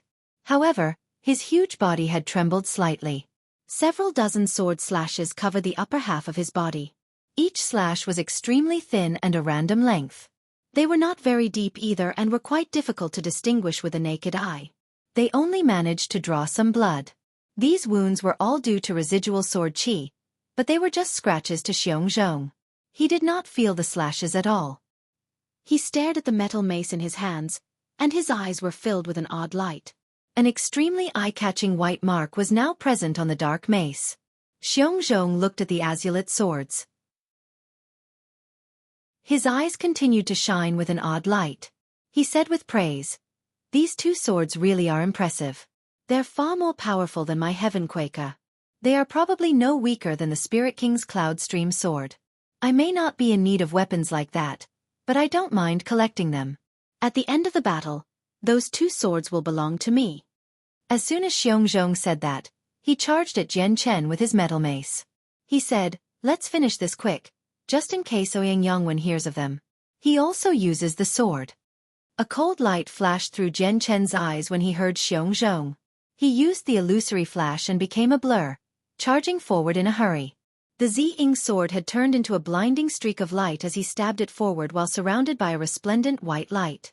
As he stabbed out, a sword intent that was much more powerful than before enveloped the region. The sword intent seemed to come from the heavens, crushing down with an overwhelming presence. It also seemed like it had appeared from the surrounding void, filling the tunnel with a heavy pressure, as if the space within the tunnel had become a domain of the sword. Extremely sharp sword qi was present everywhere, running amok in the surroundings. The Ziying sword moved extremely quickly. It let out a resplendent white light, causing the surroundings to appear duller. It seemed to have become the only existence in the world. Jian Chen used his powers of partial achievement sword origin. Although the difference between minor and partial achievement was only a tiny step, the way of the sword was a law of the world. Jian Chen could use slightly more of the power of laws, so just this tiny difference was enough to give him an unimaginably great increase in strength. The threat it posed to those who had not comprehended laws was unimaginable. It was similar to the threat that origin energy posed to Saint Emperors. Xueqi became rather stern. He could clearly sense that Jian Chen was much stronger than before. He needed to face the power of laws within the strike seriously. I never thought his comprehension of laws has reached such a level. It's getting closer to where the Spirit King is. I can sense that it's not much weaker than the Spirit King's comprehension. His talent is even greater than the Spirit King's. Xueqi sighed in amazement inside. He felt more and more admiration for Jian Chen because Jian Chen's true strength was nowhere near his own. Yet Jian Chen had comprehended a law and comprehended so much of it already. Boom! The Ziying sword and the metal mace clashed once again. This time, Jian Chen managed to remain on equal ground with Xueqi by using the power of the way of the sword. They were basically locked in a stalemate. Xueqi's body shook violently as he took 3 steps back. The tunnel would shake with every step he took, so it trembled a total of 3 times. Jian Chen had not been blown away like last time, but he also staggered 5 steps back. Thin cracks would appear in the tunnel with every step he told, but they would close up in the blink of an eye. The webbing between his thumb and index finger had torn once again. A droplet of blood oozed out, falling out of the area protected by Jian Chen's light. It was torn to pieces by the rampant residual energy. Another several dozen thin sword slashes had appeared on Xueqi's burly body. They were deeper than before, forcing Xueqi to cast a barrier around himself. As soon as Jian Chen stabilized himself, he pushed off with 1 foot. He shot off like an arrow, charging toward Xueqi with a seemingly unstoppable force. He stabbed the Ziying sword at Xueqi in a way that seemed no weaker than the attack before. The Qing Suo sword also hovered above him. It was covered by a layer of white light. It also stabbed at Xueqi with a surging sword qi. Xueqi roared and his presence suddenly skyrocketed. Like a god of war, he faced Jian Chen with a tremendous, terrifying pressure. Booms rang out constantly as the two of them clashed around a dozen times. Destructive energy shot out after every collision of their weapons, causing the tunnel to constantly shake. Cracks never stopped appearing. Boom! With a heavy sound, Jian Chen's chest was struck by Xueqi's mace. His entire chest collapsed as the powerful shockwave passed through his body, punching a hole through him. A bowl-sized hole appeared, obliterating his organs. On the other hand, Jian Chen's Ziying sword managed to pierce Xueqi's protective barrier and his waist. Even though the wound was only 2 inches deep, it had deposited a strand of the power of laws. A sliver of sword qi lingered where the wound was. The Qing Suo sword had also managed to leave an inch-deep wound in his back, causing it to become dyed with blood. Jian Chen was blown away once again. He was pale. Xueqi staggered back. He was in a horrible shape. Chapter 1528. Ouyang Yongwen. Jian Chen only managed to shake off the force after being blown to the edge of the tunnel's entrance. He immediately vomited a mouthful of blood. The clothes on his upper body had already been reduced to shreds the moment the mace had struck him, so the gaping hole in his chest was extremely eye-catching. All the flesh and blood there had vanished. Jian Chen was slightly out of breath. He lowered his head to examine his wound before looking forward once again. Xueqi, who had become blurry since he was so far away, did not immediately begin fighting again. Instead, he healed as quickly as he could. This time, Jian Chen used a strand of radiant Saint Force origin energy without any hesitation. His body was covered by a dense layer of milky white light. The gentle origin energy fused with the wound on his chest, and coupled with the powerful regeneration abilities of his chaotic body, his wound immediately began to heal at an astonishing rate. The flesh around the hole in his chest began to regrow. Even though Jian Chen was extremely injured, he quickly made a full recovery with his powers as a Class 9 Radiant Saint Master. On the other side, Xueqi constantly staggered back before colliding with a Saint Emperor behind him. The Saint Emperor vomited blood from the collision and was blown away. The Saint Emperors of the foreign world carefully arrived before Xueqi. They gazed at his wounds and asked out of habit, "Elder Xueqi, are you fine? Do you want us to call the Grand Elder for support?" Xueqi snorted as 2 streams of white air poured out of his nose. He pushed away the Saint Emperor who had asked about his well-being and said coldly, "There's no need for you to find Ouyang Yongwen to deal with someone who hasn't even reached the origin realm. If Jian Chen didn't have 2 powerful weapons and his comprehension of the way of the sword was not as great, how would he be able to stop my advance?" Reaching there, Xueqi sneered. "Laws are the key to reaching godhood. In the countless years our world of forsaken saints has existed, we've given birth to countless spirit kings. Who knows how many people have reached reciprocity? However, None of them have ever managed to comprehend laws. Only the appearance of our current Spirit King managed to disprove the rumor that no one in our world could comprehend laws. He's become a legend of our world. Meanwhile, Jian Chen has comprehended the same type of law, but he's too weak. I need to kill him in this battle. Not only will it give me merit, but I'll be able to purge any future problems as well, and those two swords cannot end up in Ouyang Yongwen's hands no matter what. A frigid light flashed through Xiongzhong's eyes. He did not want to give Jian Chen the time to catch his breath, so he suddenly charged forward. However, the muscles on his face twisted unnaturally as he moved. He was experiencing intense pain. These goddamn power of laws prevent wounds from healing. This is a power controlled by godhood experts. It's a great threat to Origin Realm experts.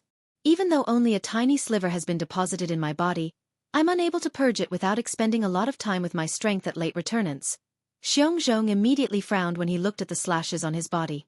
They all possessed the power of laws. He needed to devote a portion of his strength to suppress the powers and prevent the wounds from becoming even more severe. However, that would lead to a loss in battle prowess. Xiongzhong, if you really can't do it, back off. Stop trying to do what you can't. Look at you. Not only have you been reduced to such a horrible condition, but you've even been injured. Tiskaske, those wounds caused by the power of laws aren't easy to be dealt with, and according to my understanding, the person who's comprehended the way of the sword hasn't even reached returnants. If I were you, I would hide in the world of Forsaken Saints, away from the public out of shame for being injured by a person who's not even at returnants despite being late returnants. A feminine voice rang out from behind. It was obviously mocking Xiongzhong. Xiongzhong's face suddenly sank as a sliver of cold-killing intent flashed through his eyes. He coldly replied without even looking back, Ouyang Yongwen, don't get too cocky. He also uses the sword, but compared to you, he's far greater. His strength is indeed not as great as mine, but even if you take him on all by yourself, you won't come out fine. Xiongzhong, you're describing the wrong person. It's normal if you are injured by him, but against me, it would be no different than squashing an ant. The feminine voice rang out once again. It was filled with arrogance, holding no regard for Jian Chen. When the voice vanished, 3 figures gradually appeared behind Xiongzhong. The person to the left was a short old man. He seemed extremely old. His wrinkles had all squished together. He was bald and hunchbacked, as if it was extremely difficult just for him to walk. He gave people the feeling that he had reached the end of his life and was about to pass away. The person in the middle was a young man who seemed less than 20 years old. His handsome face was indescribable. If it were not for a few features that seemed masculine, it would have been extremely easy to mistake him as an alluring beauty. However, the young man lacked the masculinity present in men. Instead, he was filled with a feminine presence, which was a rather disturbing sight. The person to the right was an extremely seductive woman. Her body was curvy while her dark hair was glossy. She possessed a pair of alluring eyes and extremely exquisite facial features. Coupled with the charm she unintentionally revealed when she spoke or smiled, the woman seemed like a seductress. Gongxi Ming, Cheng Jingyun, why have you come? Xiongzhong asked as his eyes glowed with a cold, merciless light. The woman gently smiled. She radiated with charm as she giggled. The Spirit King has given orders, so how is it possible for us not to come? Xiongzhong, the disturbance you caused in the tunnel is far too great, which has already displeased the Spirit King. I clearly saw him frown. Did the Spirit King really frown? Xiongzhong's expression finally changed. He became rather uneasy. It seemed like he had committed a mistake. Although the current Spirit King in the world of Forsaken Saints was ruthless, he be described as benevolent compared to the past Spirit Kings. However, the fear he struck in the hearts of the other receival and returnance experts was far greater than any Spirit King in the past. This was because the current Spirit King was just far too powerful. There was no exaggeration at all to call him the strongest throughout the history of the world of Forsaken Saints. He had gained the right to reach godhood. His battle prowess had already reached godhood, even if he would be regarded as the weakest among the higher realm of cultivation.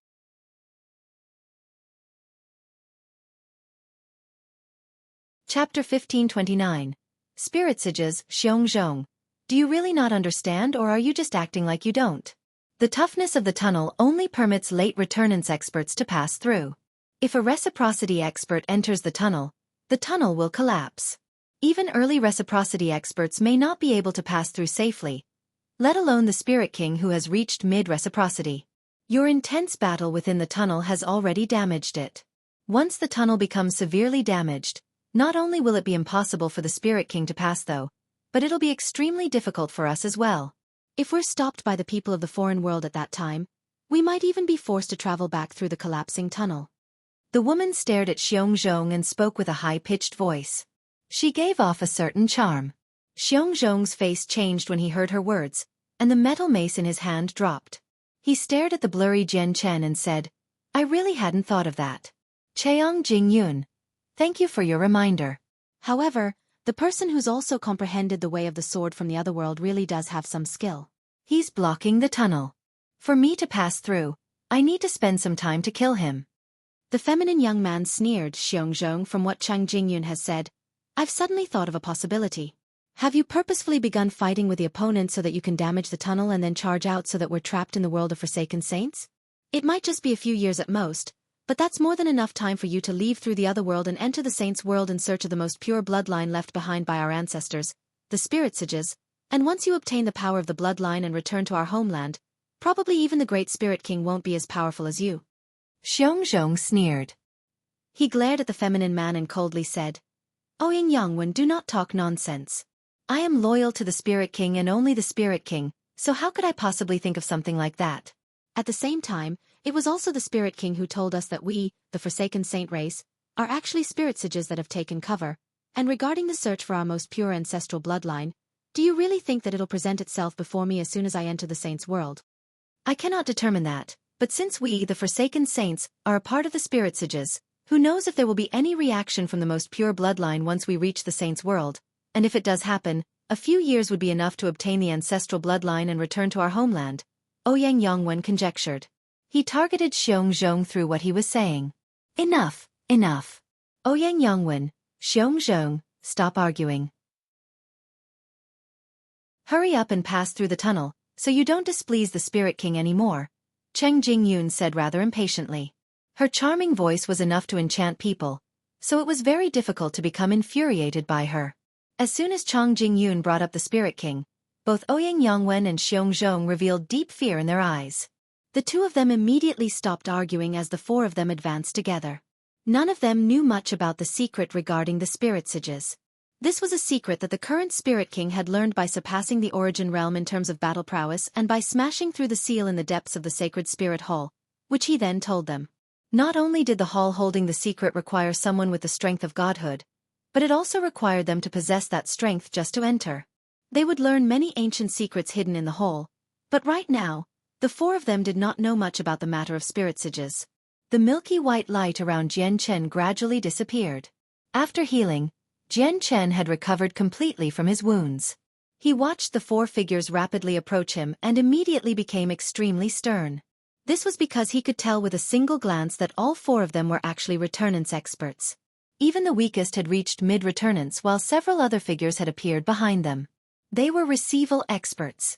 This time, the world of Forsaken Saints had not sent Saint Emperors as the vanguard but Origin Realm experts. Jian Chen knew that it was no longer possible for him to stop this many Origin Realm experts. He retreated without any hesitation.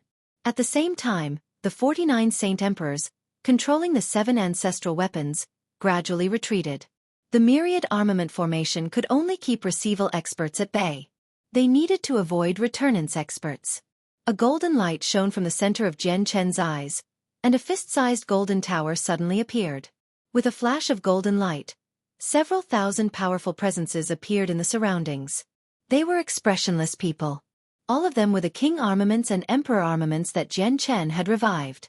There were around 700 or 800 Saint Emperors while the rest were Saint Kings.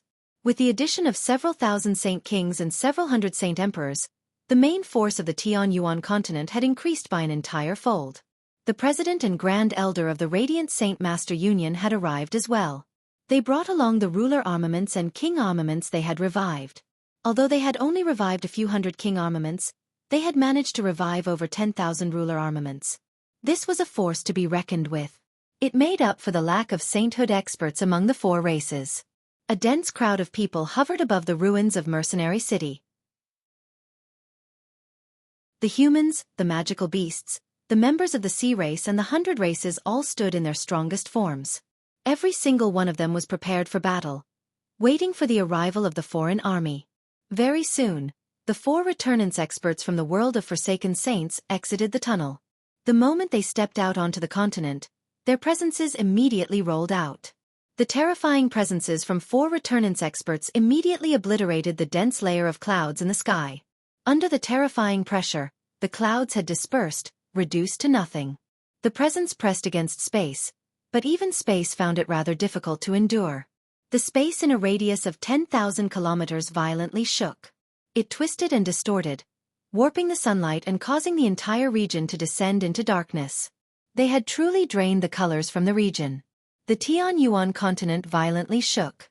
The ground sank and mountains collapsed, as if the apocalypse had arrived. The saint rulers, saint kings, and saint emperors of the 4 races constantly retreated from the terrifying presences. All of them had paled and several saint rulers spat blood from their mouths. Only those fearless, painless puppets remained where they were, but they had become immobilized by the presences. "Stop them!" Jian Chen cried out. He glanced at the 4 returnance experts. His gaze soon became fixated on Ouyang Yangwen. With a flip of his hand, a disc appeared in it. A Bagua diagram was engraved onto the disc. It let out with a faint azure light while a mysterious, ancient presence circulated through it.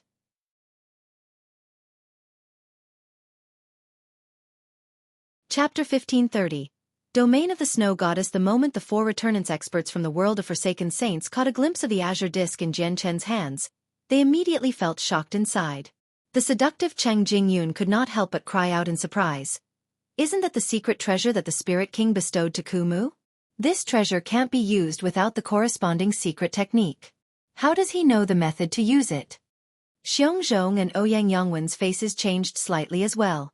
The gazes they sent toward the disc were filled with fear.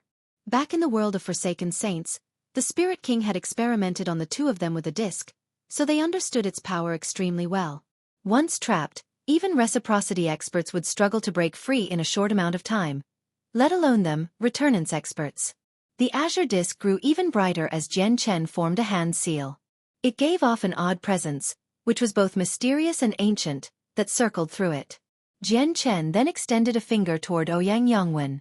The disc seemed to have received a command. It flew toward Ouyang Yangwen as a streak of azure light. Along the way, it constantly expanded, becoming 3 meters long. Ouyang Yangwen's eyes narrowed.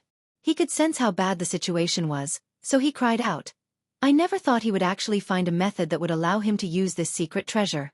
However, how can the method that he found compare to the true method of control? It definitely can't last for long. It might not even be able to unleash the true might of the treasure. Ouyang Yangwen then turned to Xiongzhong and said, Xiongzhong, let's work together to fend off this treasure. The treasure only possesses half of its original strength, so it won't be a problem for us. Xiongzhong smiled as if he had just heard a joke. Not only did he show no intentions of helping Ouyang Yangwen, but he shot away with a single movement and sneered. Ouyang Yangwen, since this treasure only has half of its original power, you can handle it by yourself. Why do you still need me? A cold light shone in Ouyang Yangwen's eyes. As he watched the disc approach him, he became extremely stern. With a flip of his hand, an exquisite dagger that was 3 inches long immediately appeared in his hand. It did not seem special, but the moment it appeared, a powerful sword chi immediately spread through the surroundings, causing them to shake. Meanwhile, the dagger shot toward the disc as well. The moment it left his hand, it became 1,000 meters long, shooting toward the center of the disc with a great presence. Ouyang Yangwen understood the power of the disc, so he did not hold back at all when he attacked. He reserved some hope inside. He hoped that Jian Chen had not found the secret technique of the disc and could, thus, only use less than half of its power. That way, there was a chance he would be able to fend it off. When the huge sword touched the disc, there were no earth-shaking sounds. Instead, the light from the disc grew, conjuring a huge Bagua diagram. The devastating power coming from the sword was easily nullified by the diagram. The disc continued on without slowing down at all. It continued to loom over Ouyang Yangwen. Ouyang Yongwen possessed the strength of a late returnance expert, but he was unable to dodge the disc. In the end, his body became encased in a cage made from azure light. The disc was filled with a sealing force, so not only did it completely seal away Ouyang Yongwen's powers, but it immobilized him as well. Ouyang Yongwen's face sank as flames of rage burned within him. The disc had originally been bestowed to Ku Mu by the Spirit King to deal with the returnance expert of the Otherworld, yet now, the people of the Otherworld had learned how to use it and had used it against him. They had truly bitten off more than they could chew. Ouyang Yongwen had never expected that he would become trapped by something from his own world as the expert known to be the most powerful beneath the Spirit King. Even the 3 other returnance experts had never considered the idea. Huge flakes of snow suddenly began to fall from the sky while the surrounding temperature plummeted. In just a few seconds, the temperature was terrifyingly low. A thick layer of frost appeared on the ground, spreading across hundreds of thousands of kilometers. Chongyang Mingyue hovered in the air with her snow-white hair. Her arms were open while her head was slightly tilted up, gazing at the sky. She seemed like she had embraced the world. Slivers of profound white ice chi radiated from her and fused with her surroundings. Every single strand of the power she let out was terrifyingly cold. Her body was also extremely frigid. The space around her seemed to have frozen due to the coldness of her body. Domain of the Ice Goddess. Icebound. Suddenly, Chongyang Mingyue yelled.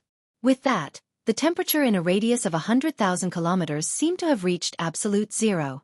Thick layers of frost rose up from the ground, having become countless times tougher than steel. Everything in a 10,000-kilometer region seemed to have become a separate domain with its own laws. Beyond the domain, snow and ice rapidly expanded at an astonishing pace. The snow and ice reached the Jessen Kingdom 1,000,000 kilometers away in no time. The ground there became snow-white while the countless cities of various sizes became covered with thick frost. The frost had enveloped the entire continent, reducing it to an icebound land. The frost was terrifying, but beyond the independent domain, it posed no threat to the people on the continent. Oh no! 10% of my strength has been suppressed. What is this ability? It can actually take away 1/10 of my power. Cheng Jingyun's face changed, now filled with shock. I've lost 1/10 of my power as well. The old man among the 4 returnance experts, Gongxi Ming, also added with a deep voice. He stared at Chongyang Mingyue sternly and said, I never thought that there would be more than just the one returnance expert we had initially noticed here. There's actually 3 of them. She's cast the ability at early returnance, yet it's actually enough to take 1/10 of our strength, the strength of mid-returnance. This ability is impressive, but it's useless against late returnance experts. Xiongzhong indifferently glanced at Chongyang Mingyue and did not take her existence to heart. He then looked at Jian Chen and said, Our battle still hasn't ended. Your 2 swords are fated to become a part of my collection. With that, Xiongzhong charged at Jian Chen. Jian Chen felt no fear at all. He coldly said, My azulate swords aren't so easy to take from me. Let's fight in outer space. Jian Chen stood on the Ziying sword and turned into a violet streak of light that shot into the sky. He vanished in the blink of an eye. I'll deal with the woman. Even if I've lost 1/10 of my strength, it's still more than enough for me to deal with an early returnance expert with my power at mid-returnance. Cheng Jingyun stared at Chongyang Mingyue and seductively smiled before charging toward her. Gongxi Ming's gaze landed on Xiao Ling. He said with an old and rather husky voice, Then leave the last returnance expert to me. Xiao Ling immediately became extremely solemn when she saw Gongxi Ming fly toward her. She did not immediately begin to fight Gongxi Ming. Instead, she turned around and flew toward outer space, leading Gongxi Ming away from the Tianyuan continent.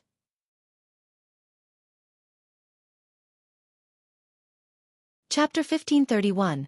Memories of the Snow Goddess. Among the 4 returnance experts from the world of Forsaken Saints, Xiongzhong had followed Jian Chen to outer space while Gongxi Ming had followed Xiao Ling. Chongyang Mingyue had completed her domain of the Snow Goddess high in the air. She had turned everything in the radius of 100,000 kilometers into her own territory. The newly created laws suppressed the strength of all the people from the foreign world. At the same time, she had frozen the entire continent with her strength at returnance, filling the land with snow. The ground of the continent now possessed her profound ice chi, which strengthened the continent. Cheng Jingyun had already arrived before Chongyang Mingyue. She exhibited her strength of mid-returnance. Her presence erupted in that moment as she faced against Changyang Mingyue's domain with great might. The surrounding space trembled violently, causing Changyang Mingyue's domain to shake slightly. Cheng Jingyun seemed like an enchanting gentle woman, but as soon as she began fighting, she would move extremely swiftly and viciously, like a goddess of war. Energy suddenly surged out from her white, soft hand, shooting towards Changyang Mingyue with lightning speed as it radiated with an extremely powerful and destructive presence in the form of a palm strike. Changyang Mingyue remained calm. Even though Cheng Jingyun was stronger than her, having already reached mid-returnance, there was not even any seriousness on her face. As Cheng Jingyun's palm strike neared her, a strand of frigid coldness formed a visible ripple, expanding towards Cheng Jingyun. When the ripple of coldness reached Cheng Jingyun's palm, her hand became coated in a layer of crystal-like frost silently. At the same time, the crystal expanded up her arm towards her body at an extremely terrifying rate. In less than a second, Cheng Jingyun had been turned into a lifelike statue of ice. Changyang Mingyue slowly raised her hand.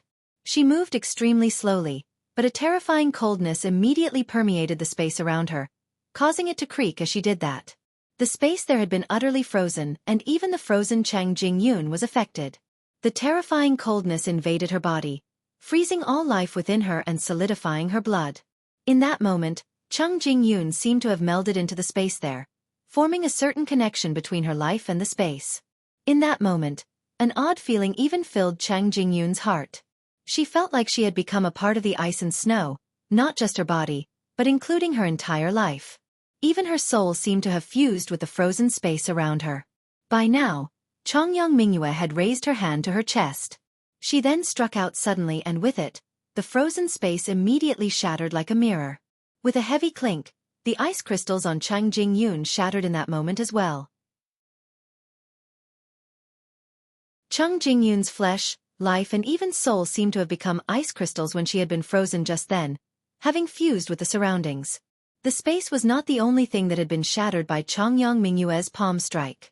This included the layer of frost on Cheng Jingyun, as well as her flesh, life and soul.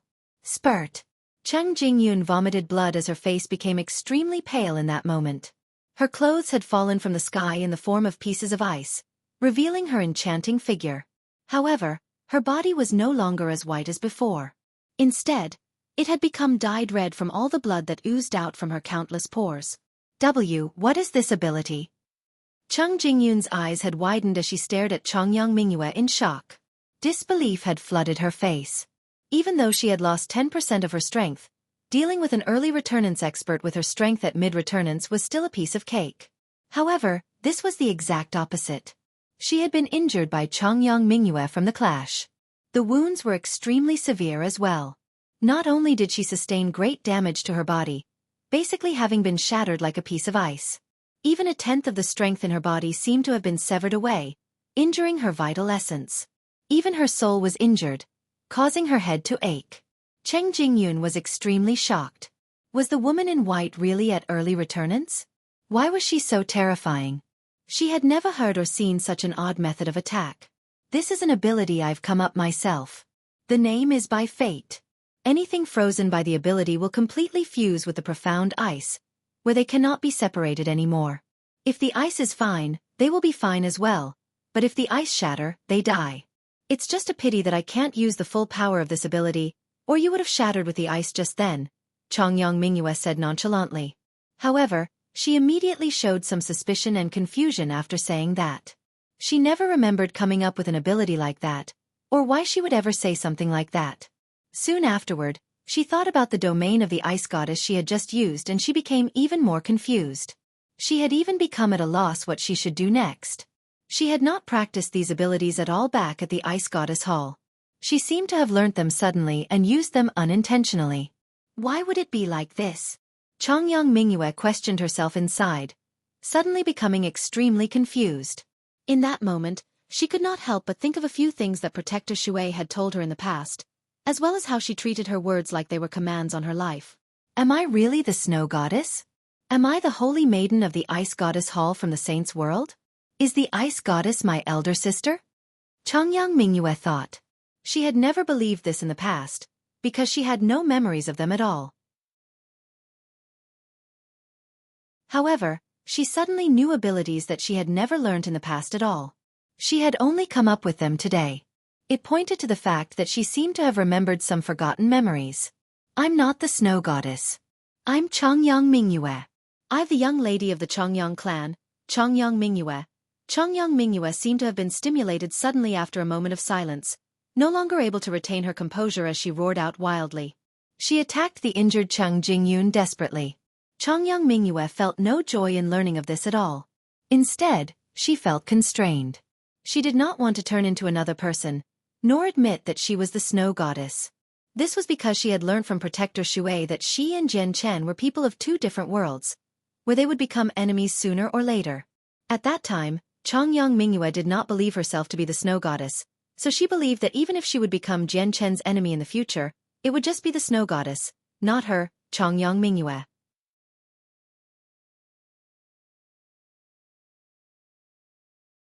Chapter 1532. Death of an Origin Realm expert. Terrifying coldness permeated the surroundings as strands of white, profound ice chi shot off in all directions. Chongyang Mingyue engaged in an intense battle against Cheng Jingyun in the air. Chongyang Mingyue felt extremely irritated after learning that she might be the snow goddess Protector Xueqi had mentioned. Cheng Fengyun, on the other hand, had become Chongyang Mingyue's emotional release. Chongyang Mingyue fought as hard as she could against Cheng Jingyun. Booms constantly rang out, causing the ground below to collapse. The space around them distorted violently as well. If Chongyang Mingyue had not created the domain, which strengthened the space around them, then just the terrifying shockwaves from their battle would have been enough to destroy the Tianyuan continent. Cheng Fengyun was bathed in her own blood.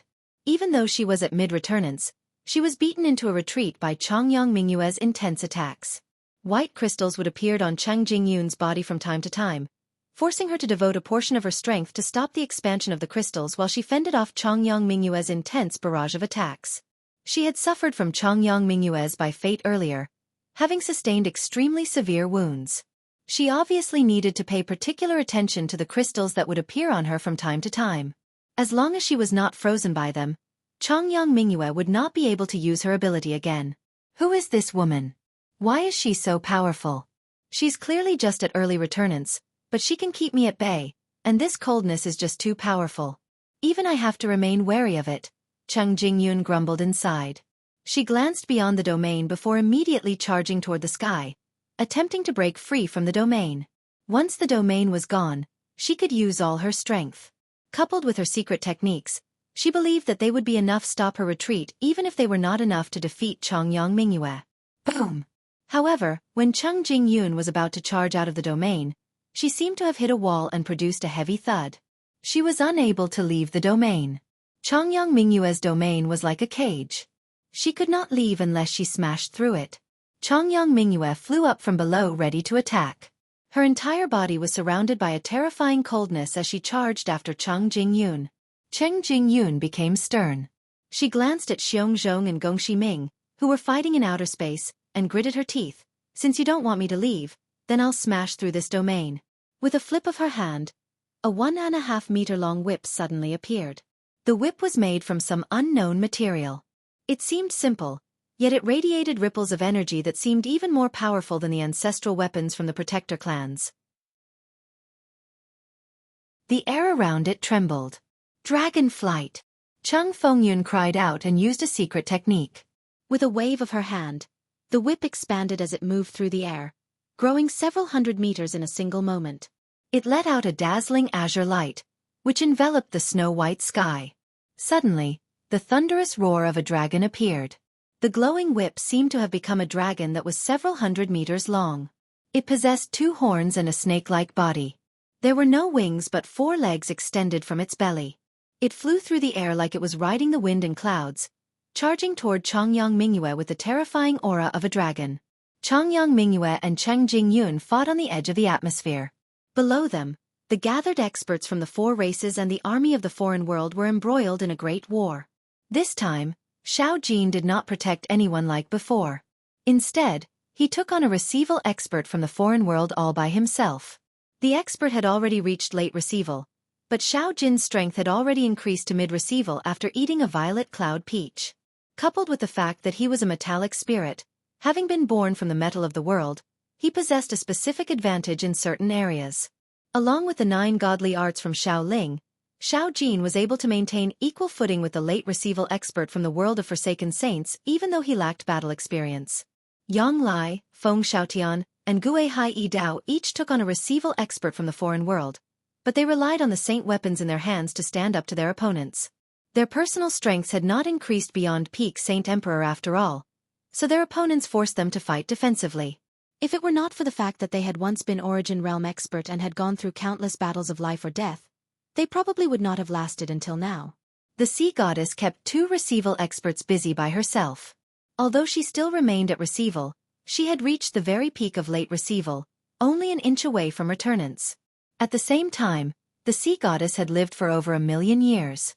Even though she had remained in the form of a soul for most of that time, her soul had completely surpassed Receival after 1,000,000 years of refinement, which was why she was able to hold her ground against 2 experts on the same level as her. Ada, Air, Asen, and ACI had created a sword formation, keeping a single Receival expert busy with their strength as peak Saint Emperors. The space where the sword formation lay had dulled. Only a brutally sharp sword chi could be sensed. Nothing could be seen inside. Even the senses of a returnance expert's soul was unable to penetrate the formation. Tai Ta wielded a golden axe as he fought against an Origin Realm expert from the foreign world as well. Although he only possessed strength at Receival, he possessed the power to take on a returnance expert. Regular returnance experts would not be able to hold their ground against him, so the Receival expert he fought was heavily injured after a single strike. The Receival expert flew back and vomited blood. His body had almost been cleaved in 2 by a single stroke. Shock filled his face. Mysteries of War, Mortality Breaker. Tai Ta Bello F.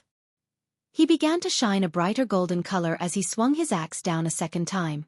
The golden axe fell toward the Receival expert with a devastating power. The foreign expert could not even dodge the attack. He was only able to place his huge sword above his head and attempt to parry the attack. With a boom, the sword of extraordinary quality was cleaved into 2 by Tai Ta's axe. The axe on the other hand continued down without slowing at all. It struck the top of his head and chopped him in half, splitting his body between his eyes. His soul was wiped out. The first Origin Realm expert to fall in this battle had been cleaved in half by Tai Ta in 2 strokes.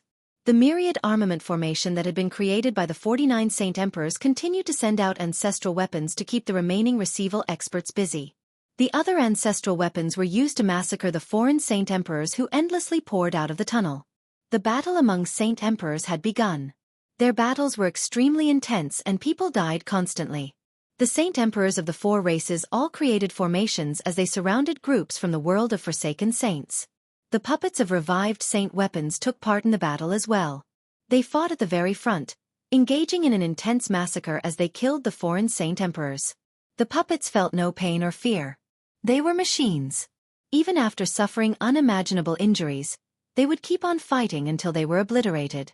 After they were chopped in half, they would continue to raise their weapons and swing them mercilessly at their opponents. They would continue as long as their heads were still intact. After some time, the puppets began to send shivers down the foreign Saint Emperor's spines. No one on the battlefield, including the Saint Emperors of both worlds, would fight as desperately as these puppets. Once heavily injured, almost everyone would flee from the battle. There were very few people who were willing to lay down their lives. However, a lot of Saint Emperors still died. Kaya did not take a direct role in that battle. Instead, she ordered the 7-colored heaven-devouring beast to fight against a Receival expert from the foreign world and opened the space where the soaring ants all thrived at the same time, allowed the ants to surge out. They were innumerable as they flooded every corner of the battlefield. These soaring ants were not powerful individuals. In fact, there was not a single one that had reached Class 9 aside from the 7-colored heaven-devouring beast. Even the number of Class 8 soaring ants could be counted using 10 fingers. However, the soaring ants were naturally immune to all energy attacks. Coupled with their steel-like bodies and terrifying numbers, the ants had become the scariest fighters on the battlefield. Although they were not strong enough to threaten Origin Realm experts, Saint Emperors found them to be fatal. If a large swathe of them surged over, Saint Emperors would fall.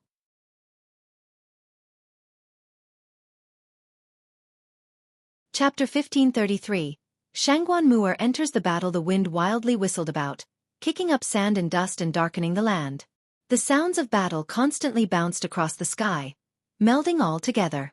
Violet shockwaves of energy collided with one another in the form of terrifying storms, producing deep booms.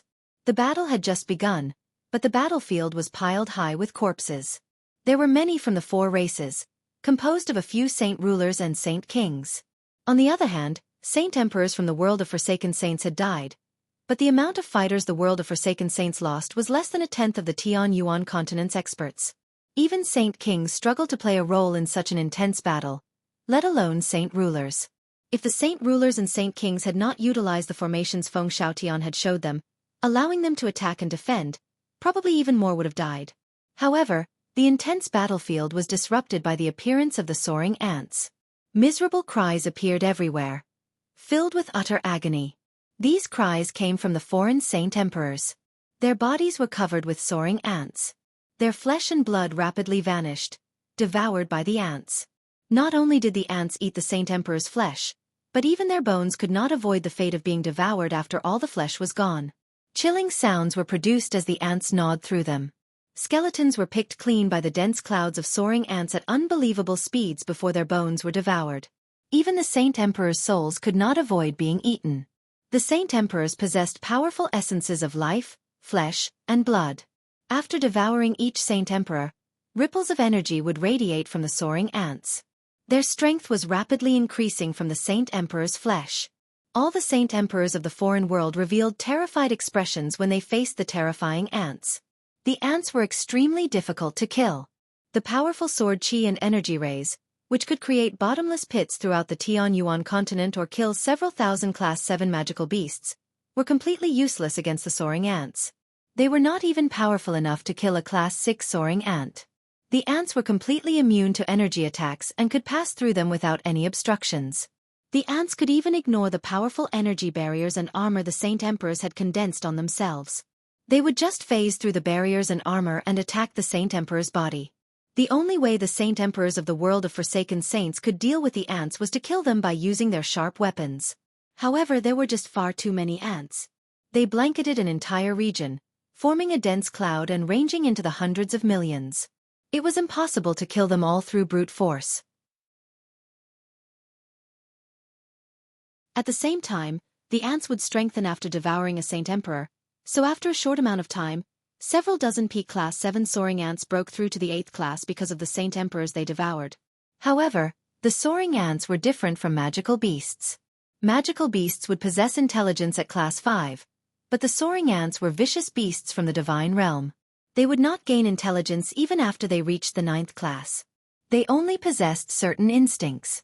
Only the 7-colored heaven-devouring beast could make use of these instincts, so no matter how powerful the ants became, they would follow the orders of the 7-colored heaven-devouring beast, and because of the special connection Kaya had with the divine beast, she could control them. The number of Saint King and Saint Emperor puppets rapidly decreased. As the battle dragged on, the power of the four races rapidly declined, but with the appearance of the soaring ants, no matter how fast the Tian-Yuan continent weakened, they were able to fight on equal ground against the experts of the foreign world.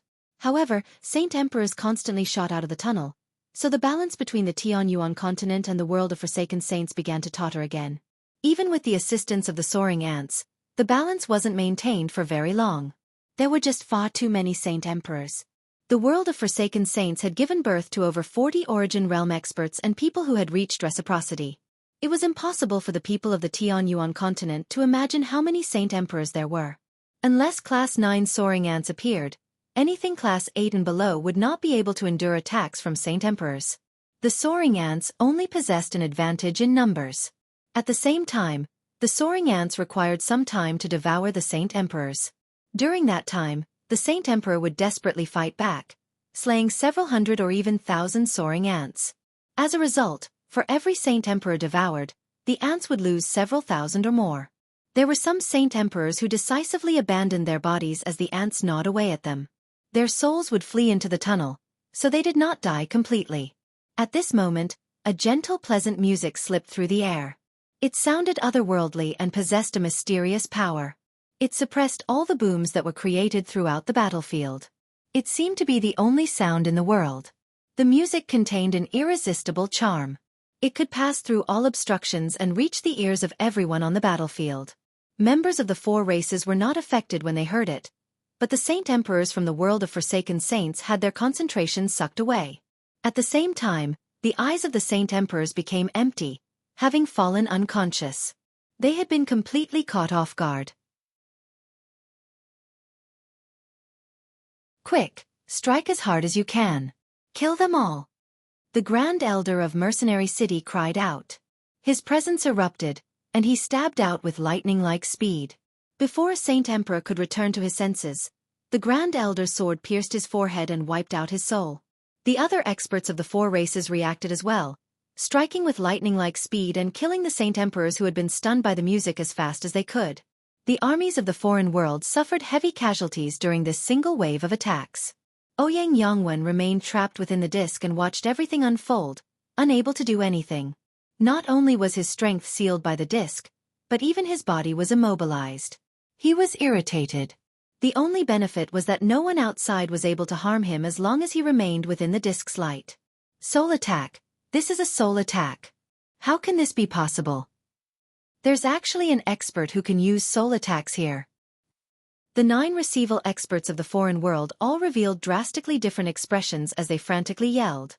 Although people who could use soul attacks had appeared throughout the history of the world of Forsaken Saints, they were mythical existences. Across the countless years, the number of people that could use soul attacks could be counted with 10 fingers. It had been several dozen millennia since a person like that had appeared, but if they did appear, they would definitely become a big deal. This was because soul attacks were some of the most difficult attacks to block. They could even be described as unblockable.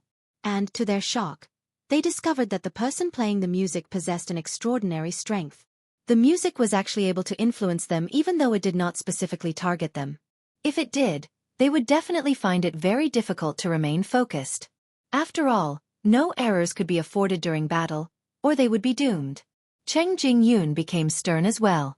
She gazed into the distance and saw Shangguan Mu'er playing her zither.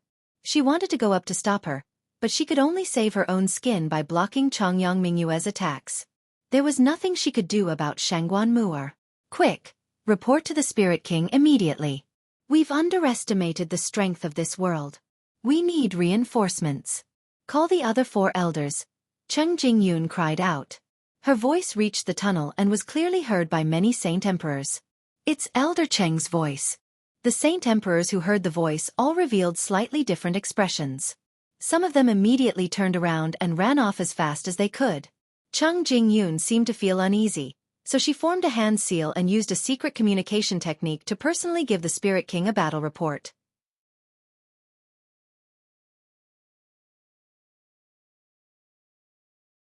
Chapter 1534. Unkillable. The 7-colored heaven-devouring beast was no longer fist-sized. It had become a 10-meter-long soaring ant. It flickered with red, orange, and yellow lights and was fighting a receival expert from the world of Forsaken Saints. The sounds of their battle constantly rang out and was extraordinarily intense. The receival expert who was fighting the 7-colored heaven-devouring beast became more and more shocked. He had lived for several tens of thousand years and had basically seen most of the magical beasts out there. Even if he had not seen them all, he had at least read about them in the ancient records in the Sacred Spirit Hall. However, he had never seen or heard of such a vicious beast. It was actually able to fight him to a standstill, a mid-receival expert, as a Saint Emperor who had not even reached the peak. Even the ancient records of the Sacred Spirit Hall possessed no information about a magical beast with such battle prowess. What surprised him the most was that he had already poured all his strength into fighting the 7-colored heaven-devouring beast, yet he felt like his opponent was still not using its full strength. As they fought, the intelligent eyes of the divine beast would glance at the nearby woman. Deafening booms violently materialized in outer space. The intensity of the battles in outer space had far exceeded those on the Tianyuan continent. Outer space was darkness. Only specks of starlight gave the battlefield some natural color. Azure and violet lights glowed extremely bright, filling the space around them with light. They constantly clashed with a dark light. The huge figures of maces were constantly conjured. They smashed through space and erupted with devastating might. They crushed and collapsed the space where they landed, creating terrifying cracks that were several thousand meters long and causing the space around them to constantly tremble. Jian Chen, Xiongzhong, Xiaoling, and Gongximing fought in outer space. Their battles were extremely intense. They had obliterated the space around them and caused it to descend into pure darkness. Jian Chen and Xiongzhong's battle was particularly ferocious, having reached a white-hot intensity. A huge white tiger appeared in outer space. It radiated with a tremendous pressure, as if the god of beasts had descended. It directly shot toward Gongximing with a condescending pressure. The white tiger was ethereal, completely condensed from energy but seemed rather illusory. It was a direct result of Xiaoling's 9 godly arts. Gongximing was stern as he stood opposite of her. He felt a threat from the white tiger. It was far powerful than the threat he felt from Xiaoling. He did not reveal any complacency at all. He used his 10-meter-long spear to stab the white tiger. His spear was unbelievably fast. As it moved, the space near the tip of the spear immediately shattered like a mirror. Terrifying energy permeated the surroundings, causing the spear to become even more powerful. It shot toward the white tiger's head with an icy cold killing intent. Gongximing seemed ancient. His face was coated in wrinkles. He seemed like he was about to pass away, but his strength was slightly greater than Cheng Jingyun. He had reached the peak of mid-returnance, close to breaking through to late returnance. 9 godly arts. World lock. At this moment, Xiaoling formed a hand seal with both hands and yelled a name. The space around Gongximing froze at that moment, immobilizing him. Even his strike, filled with the terrifying power, calmed to a halt, having been frozen as well.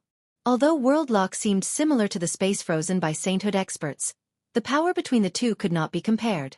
World lock was one of the 9 great secret techniques of the 9 godly arts, having been personally passed down by Mo Tianyun. Any one of the 9 secret techniques was greater than a saint-tier battle skill. They still possessed unfathomable power when used by Xiaoling, who had reached returnance. They were unlike saint-tier battle skills, which were completely useless to Origin Realm experts. The moment Gongximing was frozen, the huge white tiger arrived before him and roared.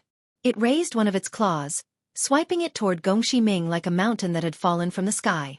The claw possessed a mysterious power, and wherever the claw moved, seemed to compress, becoming extremely tough.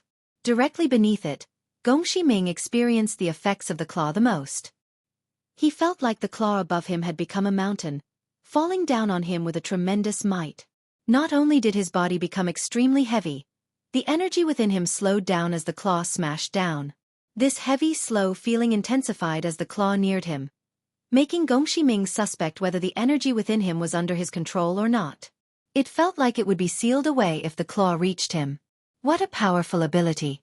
First she traps me so I can't move, and then she uses the white tiger to suppress my abilities. It's just fortunate that the person using these abilities isn't as powerful as me, or I really would suffer today. Gongximing's cloudy, old eyes suddenly light up, shining like 2 lanterns. Suddenly, the deep sound of thunder came from his body. He was suddenly covered in countless sparks, which constantly crackled. The light they produced made him shine like a sun, dyeing all the surroundings white. The power that had trapped Gongximing suddenly collapsed because of the electricity. Coated in a powerful layer of electricity, Gongximing maneuvered his spear and stabbed it at the tiger's claw. It erupted with a boom. At the same time, Jian Chen's azulate swords erupted with his utmost strength. He stabbed through Xiongzhong's chest, where the tip of the Ziying sword poked through his back. Only the sword hilt was visible from the front. However, Jian Chen became heavily injured as well. His left shoulder had been struck by Xiongzhong's mace, which not only reduced his entire shoulder to a cloud of blood but also shattered the left half of his body. His body became a bloody mess. Jian Chen and Xiongzhong possessed roughly the same level of strength. Coupled with the fact that the two of them were fighting as hard as they could in an attempt to kill each other in the shortest amount of time possible, the two of them were severely injured. They both became even more injured, Xiongzhong in particular. The power of laws from the way of the sword wreaked havoc within him, causing severe injuries. It even harmed the essence of his life, causing him to show some weakness on his face. Jian Chen constantly vomited blood. His face had become sheet white. However, his eyes still glowed bright, showing no weakness at all. He controlled the Ziying sword with his soul and attempted to stab Xiongzhong's forehead to end the battle. Is this Jian Chen unkillable? His true strength is clearly weaker than mine, but he's still so lively even after taking so many heavy attacks. Xueqi swore inside. Even he had to admit that his endurance was not as great as Jian Chen's endurance despite being a late returnance expert. Jian Chen had become unkillable in Xueqi's eyes because his regenerative abilities were just far too powerful. At the same time, he seemed to possess an endless energy that never ran dry. Xueqi could not afford to test how much longer Jian Chen could keep it up.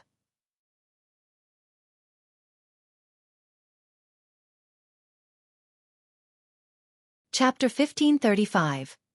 Hopelessness. If this continues, I will definitely lose. A gleam of light flickered through Xueqi's eyes. He had to admit that he had underestimated Jian Chen. In terms of strength, he was definitely stronger than Jian Chen but not by much. He could not to utterly dominate Jian Chen, and Jian Chen's recovery abilities were just far too powerful. Under the dual healing from his abilities as a Class 9 Radiant Saint Master and his chaotic body, Jian Chen could recover in an extremely short amount of time no matter how fatal his injuries were. He was even able to regrow whole limbs. On the other hand, Xueqi did not possess these abilities and his wounds from the power of laws would not close up either. The more heavily injured he became, the more power he needed to devote to suppressing the power of laws. It severely limited the amount of strength he could use. Jian Chen basically healed as he fought against Xueqi, so Xueqi would obviously begin to suffer more. Xueqi tilted his head in an attempt to dodge the Qing Sua sword, which had targeted his forehead. At the same time, the thought of retreat crossed his head. If he continued fighting like this, it was extremely likely that he would die here. However, at this moment, a gleam of light flashed through Jian Chen's eyes. He used all the power his soul could offer, using the martial soul force that would only appear in people who were both Radiant Saint Masters and fighters. Immediately, a tremendous pressure permeated the surroundings. It did not target anyone's body or influence their soul.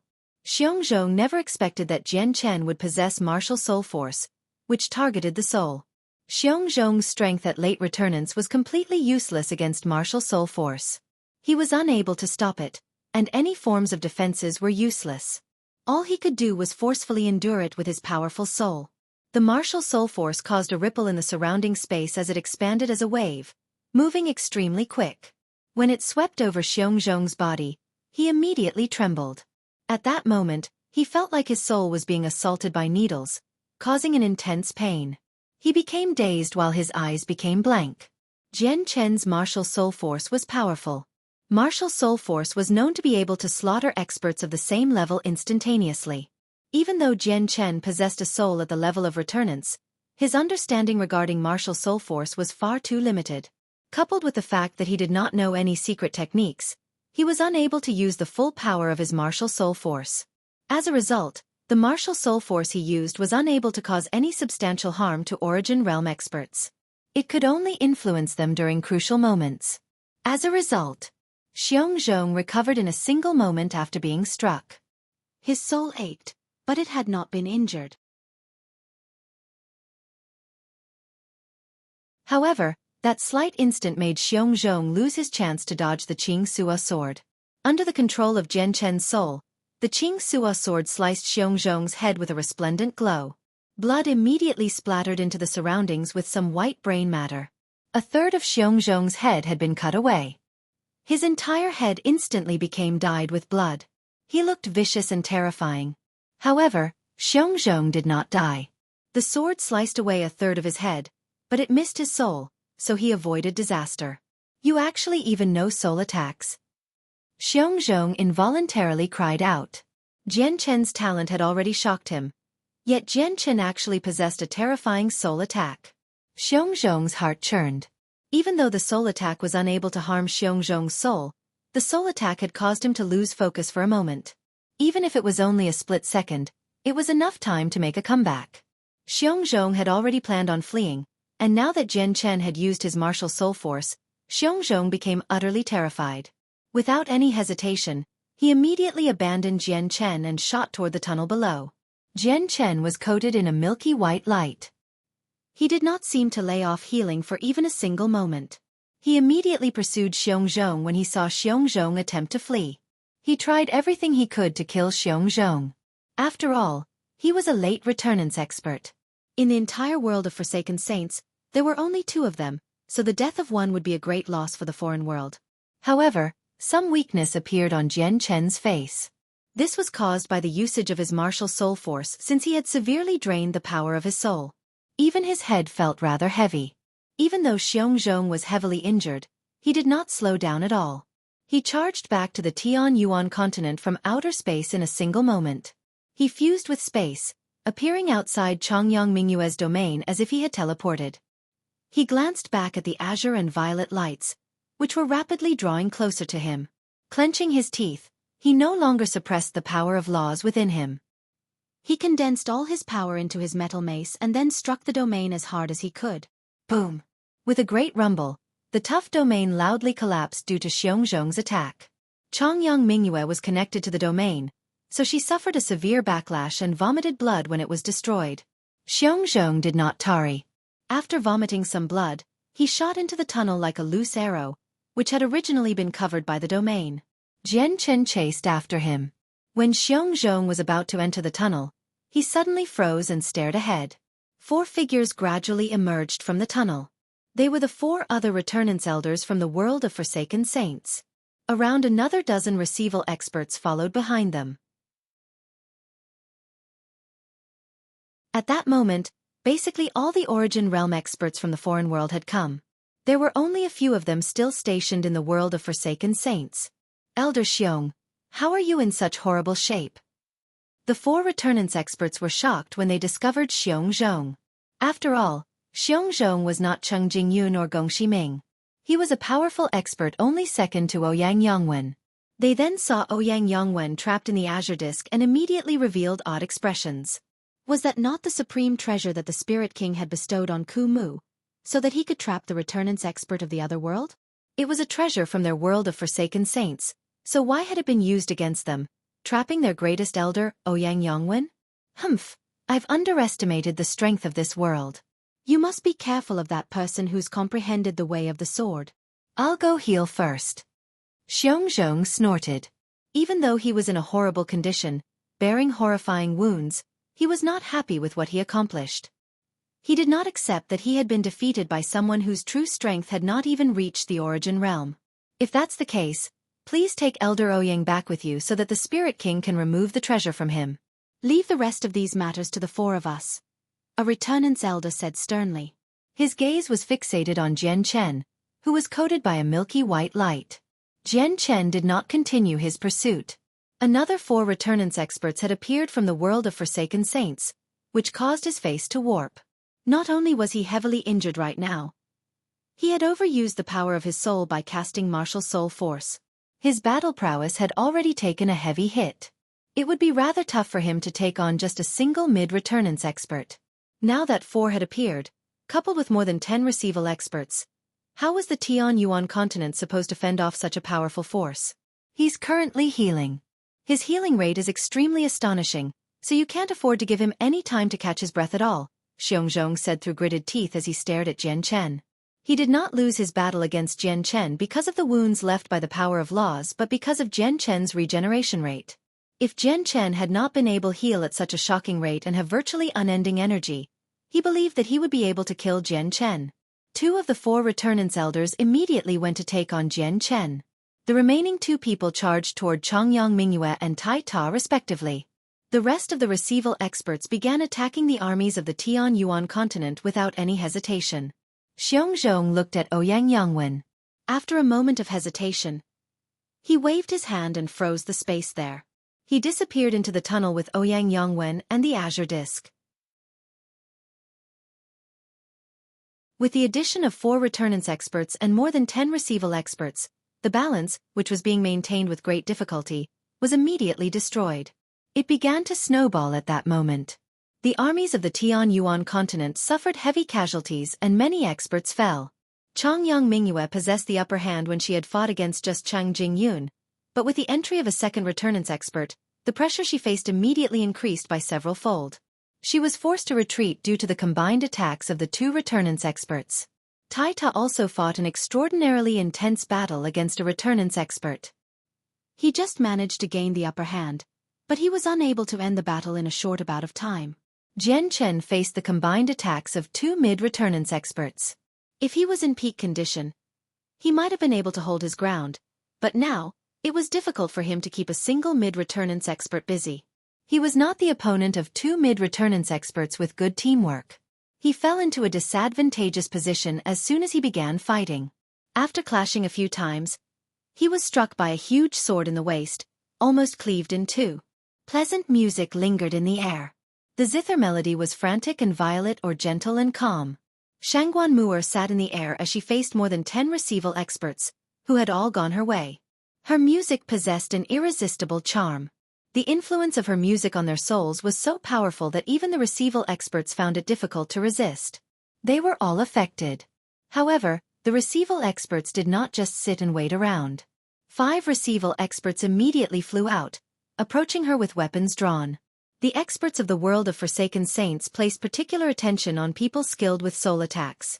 They sent 5 people as a single wave to deal with her. A gleam of light flickered through Shangguan Mu'er's eyes.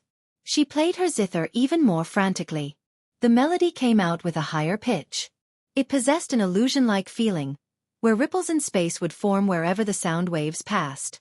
A few of the receival experts immediately felt their heads lighten with the changes of the music. The influence from the zither melody on them had completely vanished. However, the 5 receival experts who had charged toward Shangguan Mu'er all displayed different expressions. At that moment, they felt like the charm within the music had become countless times more powerful than before. Their souls trembled violently as their consciousnesses blurred. They came to a halt. After around 5 seconds, the eyes of the 5 receival experts completely dulled and became empty. Shortly after that, the 5 of them turned around and sent a wild barrage of attacks toward their companions. "Xia Ming, what are you doing? Are you betraying us?" "No, they are being controlled by the music," the receival experts from the world of Forsaken Saints all cried out. Having run out of options, they could only send 5 more receival experts to keep their mesmerized companions busy while 2 other receival experts shot toward Shangguan Mu'er. They wanted to stop her from playing the zither so that they could save their companions. At the same time, Yang Lai, Feng Xiaotian, and Gue Hai Yi Dao were covered in blood. They fell out of the sky while vomiting blood, falling into the mountains of corpses below. They did not climb up either. No one knew whether or not they were still alive. They did not belong to the origin realm after all. Even with the help of their saint weapons, they could only temporarily keep origin realm experts busy. They obviously could not remain their opponents after some time. Without the 3 of them, the 3 freed receival experts immediately targeted the group of saint emperors who were controlling the ancestral weapons. They consecutively struck out and knocked the weapons out of the sky. Most of the 49 saint emperors died while those who survived suffered unimaginably brutal wounds. In that short moment, the Tian Yuan continent had basically lost the strength equivalent to 10 receival experts. You're tuning in to the Xueqi's Martial Arts Saga YouTube channel. Don't forget to subscribe and join us on this journey to catch the most captivating stories.